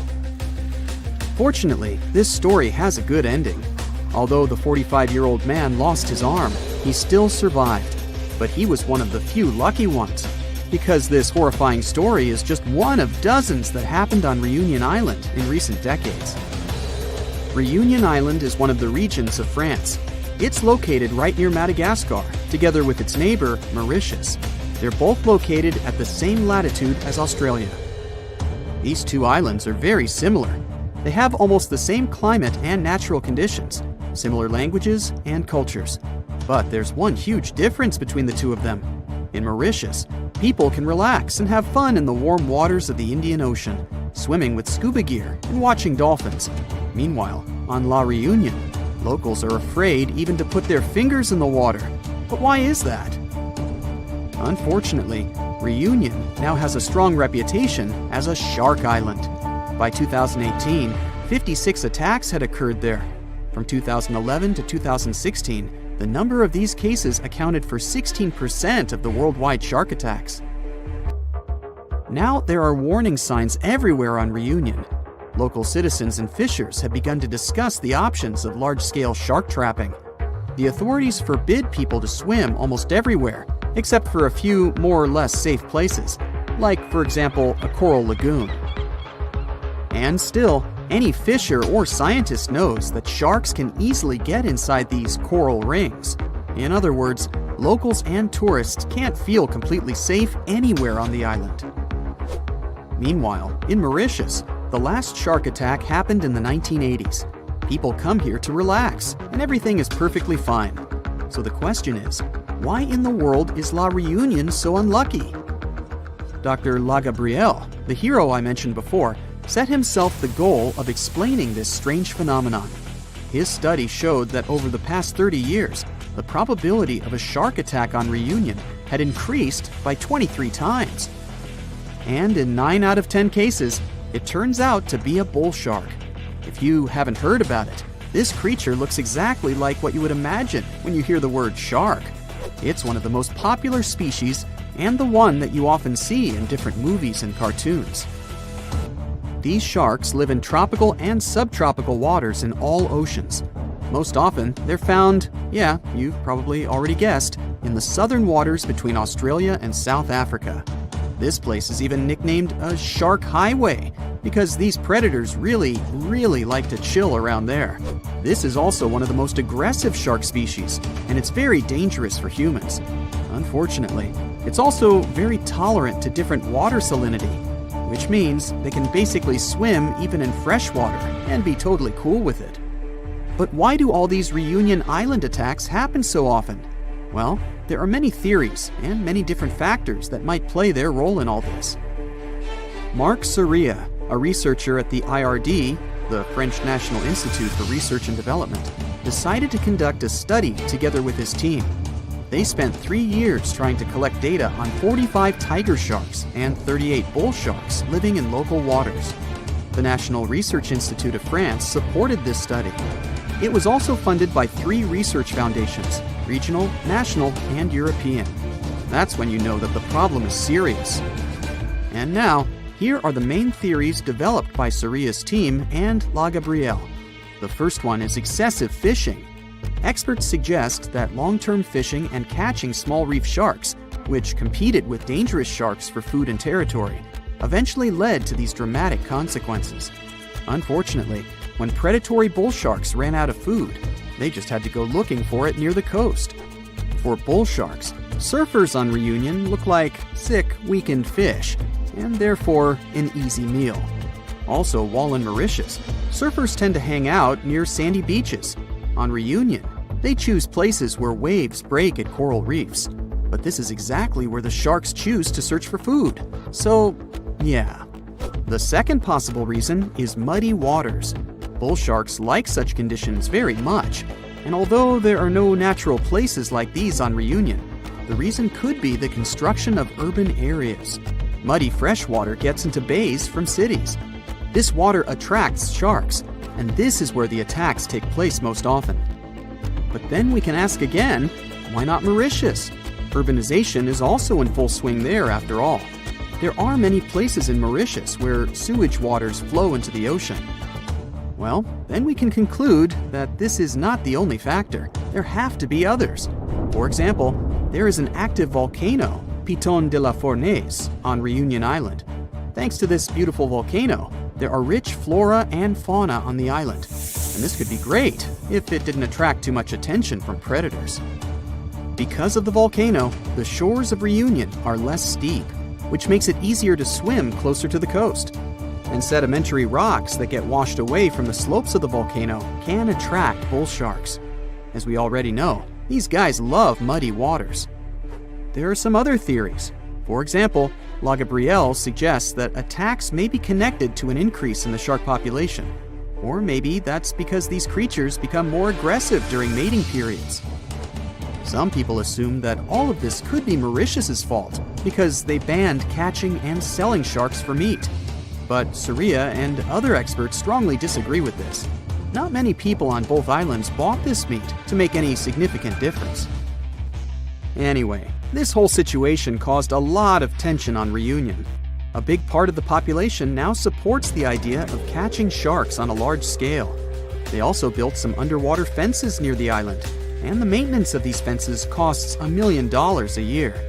It may seem pretty extreme, but drastic times require drastic measures. But despite all these terrible stories, in general, sharks aren't nearly as dangerous as we think. They almost never attack divers, unless a person provokes them. Experienced divers often compare sharks with stray dogs. These animals shouldn't be feared, but should be respected. Anyway, let's hope that La Reunion will be able to solve this problem, and people will be able to swim in its warm, beautiful waters again. Fraser Island sits off the coast of sunny Queensland, Australia. But don't fall for its beauty. It's home to the most dangerous beach in the world. There's nowhere on the island that looks like an adorable dog, but beware, this wild breed is extremely dangerous. And the dingo's gnashing teeth aren't the only thing to be scared of. The seas around the island are swimming with great white sharks. There's jellyfish in the water too. Fraser Island is home to some of the world's most dangerous kinds, including the Portuguese bluebottle. One sting from its venomous tentacle is enough to take down an adult human. Even if you manage to avoid the creatures on the island, the sea itself is perilous. The waters are incredibly rough and have powerful riptides. These are strong currents that will pull you away from the shore. And remember, there are no lifeguards to come to your rescue if you get in trouble. Even the sand is dangerous. Car rollovers in the thick dunes happen all the time. It's definitely best to swap your car for a dune buggy. Travelers also often drive down the dunes straight into the lakes below, but the lakes are incredibly shallow, which is not very safe. Fraser Island is also known for its beautiful lookout points, but you'll need to watch your step. You might feel on top of the world, but stay well away from the edges as jagged rocks and crashing waves line the shore below. There's an island in Brazil known as Snake Island, which is equally dangerous. I wonder what the hazard could be here. It's home to thousands of golden lancehead vipers, which are one of the most venomous snakes on the planet.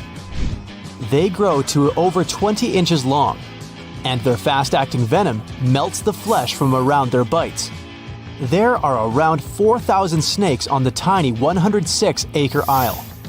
Snake Island has become so dangerous that the Brazilian authorities had to ban everyone from going there. For years, the only human inhabitants to brave the island were a lighthouse keeper and his family. But local legend says that one night a group of snakes crawled in through a window to attack, and the family was never seen again. Known as the gas mask town, the island of Miyake-jima is not one to visit in a hurry. It's home to a fiery, active volcano that has erupted several times over the past few years.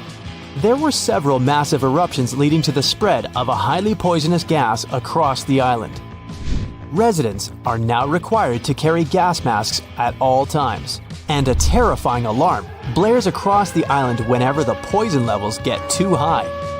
The island is also in the middle of the Devil's Sea. Ships mysteriously vanish in the area, and experts have no idea why. The North Sentinel Island is home to a remote and unwelcoming tribe. They lived alone on the island without any modern technology or contact with the outside world for over 60,000 years. And that's just the way they like it. They've been known to fire arrows at anyone who attempts to enter the island. There are many stories of people visiting the island, and they are never seen again. It's not ghoulish ghosts or slithering snakes that you have to worry about on the Caribbean island of Saba. It's hurricanes. The tiny island has been hit by more severe hurricanes than anywhere in the world over the last 150 years. There have even been 7 tropical cyclones, which is an intense circular storm. The winds in these storms can reach 254 kilometers an hour. Try standing up in that. You'll also struggle to find a pilot who'll even land on the island. It's incredibly dangerous not because of the winds, but because it's home to the shortest runway in the world. It's only 440 yards long. 2 huge rocky ridges surround the runway, so there's no room for mistakes. The Kilauea beaches of Hawaii used to be one of the most dangerous in the world. The Kilauea volcano has been almost consistently erupting for the past 35 years, spewing red-hot lava into the surrounding waters. The water temperatures have even passed boiling point as a result of the lava. Happily, it's no longer active.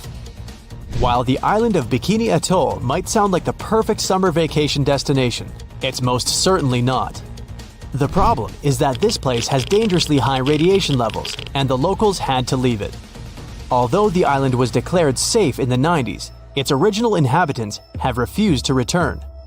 The lack of fishing in the area has also led to a massive increase in sharks who swim the waters in search of their next meal. Strangely, the corals and reefs are thriving.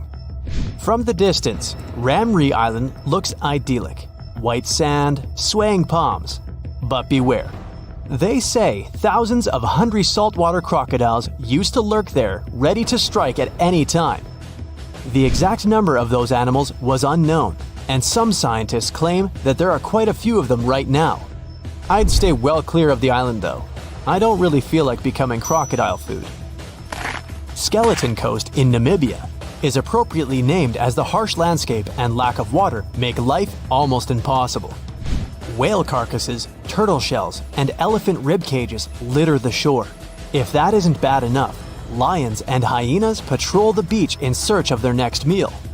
The surrounding waters are just as dangerous, as they are home to 11 different species of shark. Many sailors have become lost on this coast and have never been seen again. Cape Tribulation in Australia also lives up to its name as it is packed, full of dangers. Swimmers have to wear special stinger suits because the water is teeming with stinging jellyfish.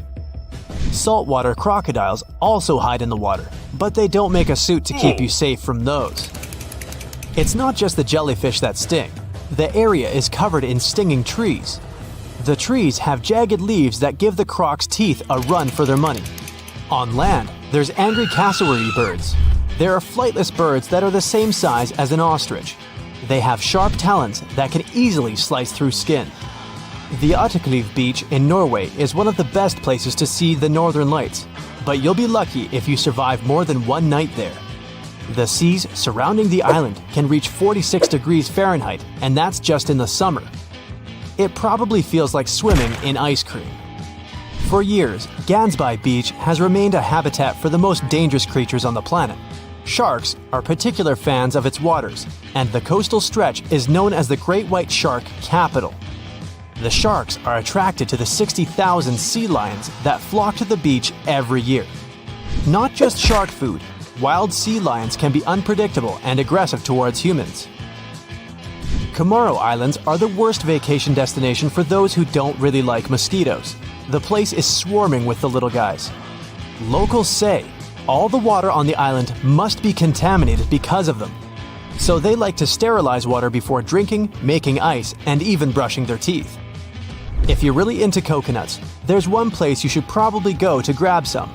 I'm talking Danger Island. Yep, it's the real name of one of the islands in the Chagos archipelago.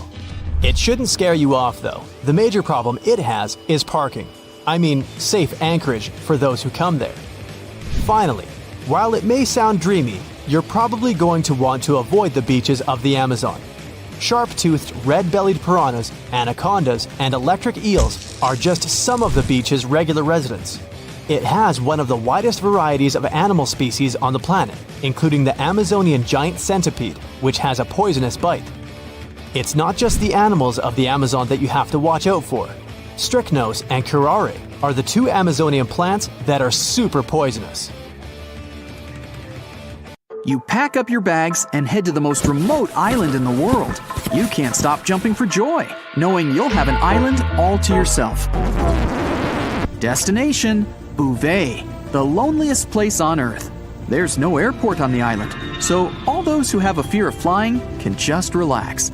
This lonely island is located in the Atlantic Ocean between South Africa and Antarctica and is frozen all over. It's uninhabited, so there aren't any humans for at least 1,400 miles from here. And even though you won't find any coffee shops or theaters, the island hosts a decent number of animals, like seals, birds, and penguins. And no, there aren't any forests or jungles, but you can find some moss and lichen. Right now, you're on a ship wearing a thick jacket and cupping hot tea in your hands. It's been days since you left the coast of South Africa. Finally, you see the island out in the distance. Many frozen cliffs surround it, so it's really difficult to scale it. Maybe a helicopter could do the trick. The place was pretty popular back in the day and was named 3 times since its discovery. But not even the smallest piece of land goes homeless for long. So Norway decided to keep it. They even gave it its own internet domain, .bv. But no one has created any websites under it yet. As of now, the place is mainly used by scientists to study whale migration. Tristan da Cunha is a small volcanic island in the Atlantic. It's quite lonely too, but this time you can actually find some settlers. Its closest neighbors are Buenos Aires in Argentina and Cape Town in South Africa, both of which are more than 1,000 miles away. Just like Bouvet, this place doesn't have an airport. You could catch a ship from Cape Town instead, for a 7-day voyage costing you between $800 to $1,500. Be prepared for a long visit. These ships don't come and go every day. You may find yourself booking a place for an entire month before going back home. There's no mistaking this place with its giant 6,700-foot volcanic cone, which actually erupted in the 1960s. Luckily, they were able to evacuate everyone to a neighboring island in time. This little piece of land is home to no more than 280 people and has its own decent economy to sustain itself. About 1,300 miles south is St. Helena, a more vibrant and hip island because, guess what? It has an airport. Planes fly all the way from South Africa once a week. But there's a trick. Pilots have to be specially trained to land in the mountaintop airport. The country is smaller than Rhode Island, the smallest state in the U.S., but what it lacks in real estate, it makes up for in its rich history. Napoleon spent his final years on the island, and it's also home to the oldest tortoise in the world. Population here doesn't exceed 5,000 people, who love to enjoy the beach and the amazing highland scenery. In 1790, a group of British and Tahitian sailors reached a chain of islands in the South Pacific, in the middle of nowhere. Seeing as they were stuck and loving the isolation, they decided to create a settlement on one of them. Later, these land spots would be called Pitcairn Islands, and still, only one would be left inhabited. The population? 50 people. You can find a mix of cultures between British, Polynesian, and other Pacific Islanders thriving and living life to the fullest. And why wouldn't they? All 4 islands have incredible subtropical climates and rich volcanic soil for crops and vegetation. In 2016, it was labeled the world's 2nd largest marine protected area. Be prepared for a long sea voyage if you plan on paying a little visit. You can catch a ride on a supply ship that hosts 12 passengers each trip. 2,500 miles off Africa, in the southern part of the Indian Ocean, you'll find Amsterdam Island. No, the capital of the Netherlands didn't pack up and sail away. This remote island is home to an extinct volcano that rises to about 3,000 feet, and the place itself is only as big as a mall. There are no permanent residents, but it hosts scientists and a research facility, around 30 people. All the way north is the Norwegian archipelago of Svalbard. Seems calm and peaceful, with people enjoying their days. Except, wait, get back inside. This place is known as Polar Bear Island, where the bear population outnumbers the human one. You may arrive by plane or ship, but either way, you'd be getting a breathtaking view of snowy mountains and cute, colorful buildings. Despite the curious bears, people have been able to maintain a stable life there, and the island is actually home to many nationalities from over 50 different countries.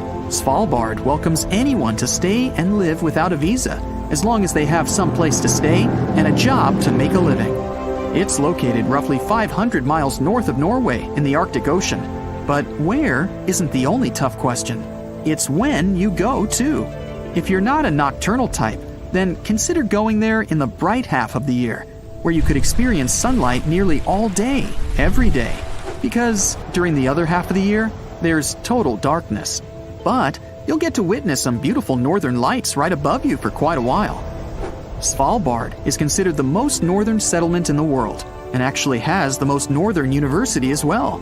Because of the permafrost, life isn't easy here, which means they get most of their stuff on ships from abroad. But that didn't stop the dwellers from having the global seed vault to host almost 1 million seeds from around the world as a backup, in case crops can't grow anymore.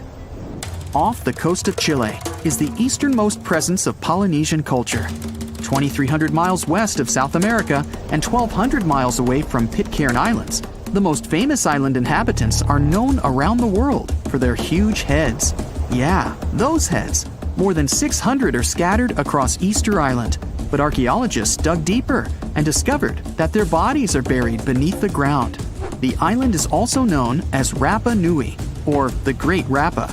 It doesn't have white sandy beaches, but the dry sunny spots and amazing ashen cliffs were formed by the lava from volcanoes. North Sentinel Island is a beautiful paradise with just one problem. No one is allowed to enter it. There's a native tribe living there, untouched by any outside civilization, and everyone decided to keep it that way. Over the last 200 years, several dozen people were able to get a hands-on experience with the islanders, but let's just say it didn't end well. It's even completely off any shipping route to avoid contact. 10 years ago, a study indicated there could be between 80 to 150 people on North Sentinel, but there really is no way of telling, since that number could be as low as 15, or even exceeding 500 people. They're so isolated that the people in the neighboring open islands don't understand the Sentinelese language. Some researchers were able to pick up little snippets of their lifestyle. They live in huts with slanted roofs and fire pits facing each other. They have a healthy seafood diet and live on fruits that grow on the island. There isn't any harbor, but soft sandy beaches as far as the eye can see. Too bad we can't get in. Tuvalu is a young island country in the west central Pacific, made up of 9 small coral islands placed in a chain-like formation.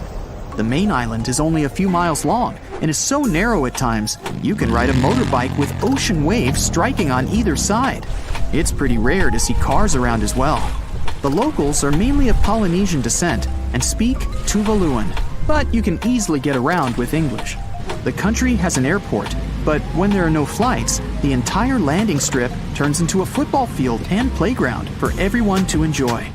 Despite not having many tourists, Tuvalu is known around the world for its own web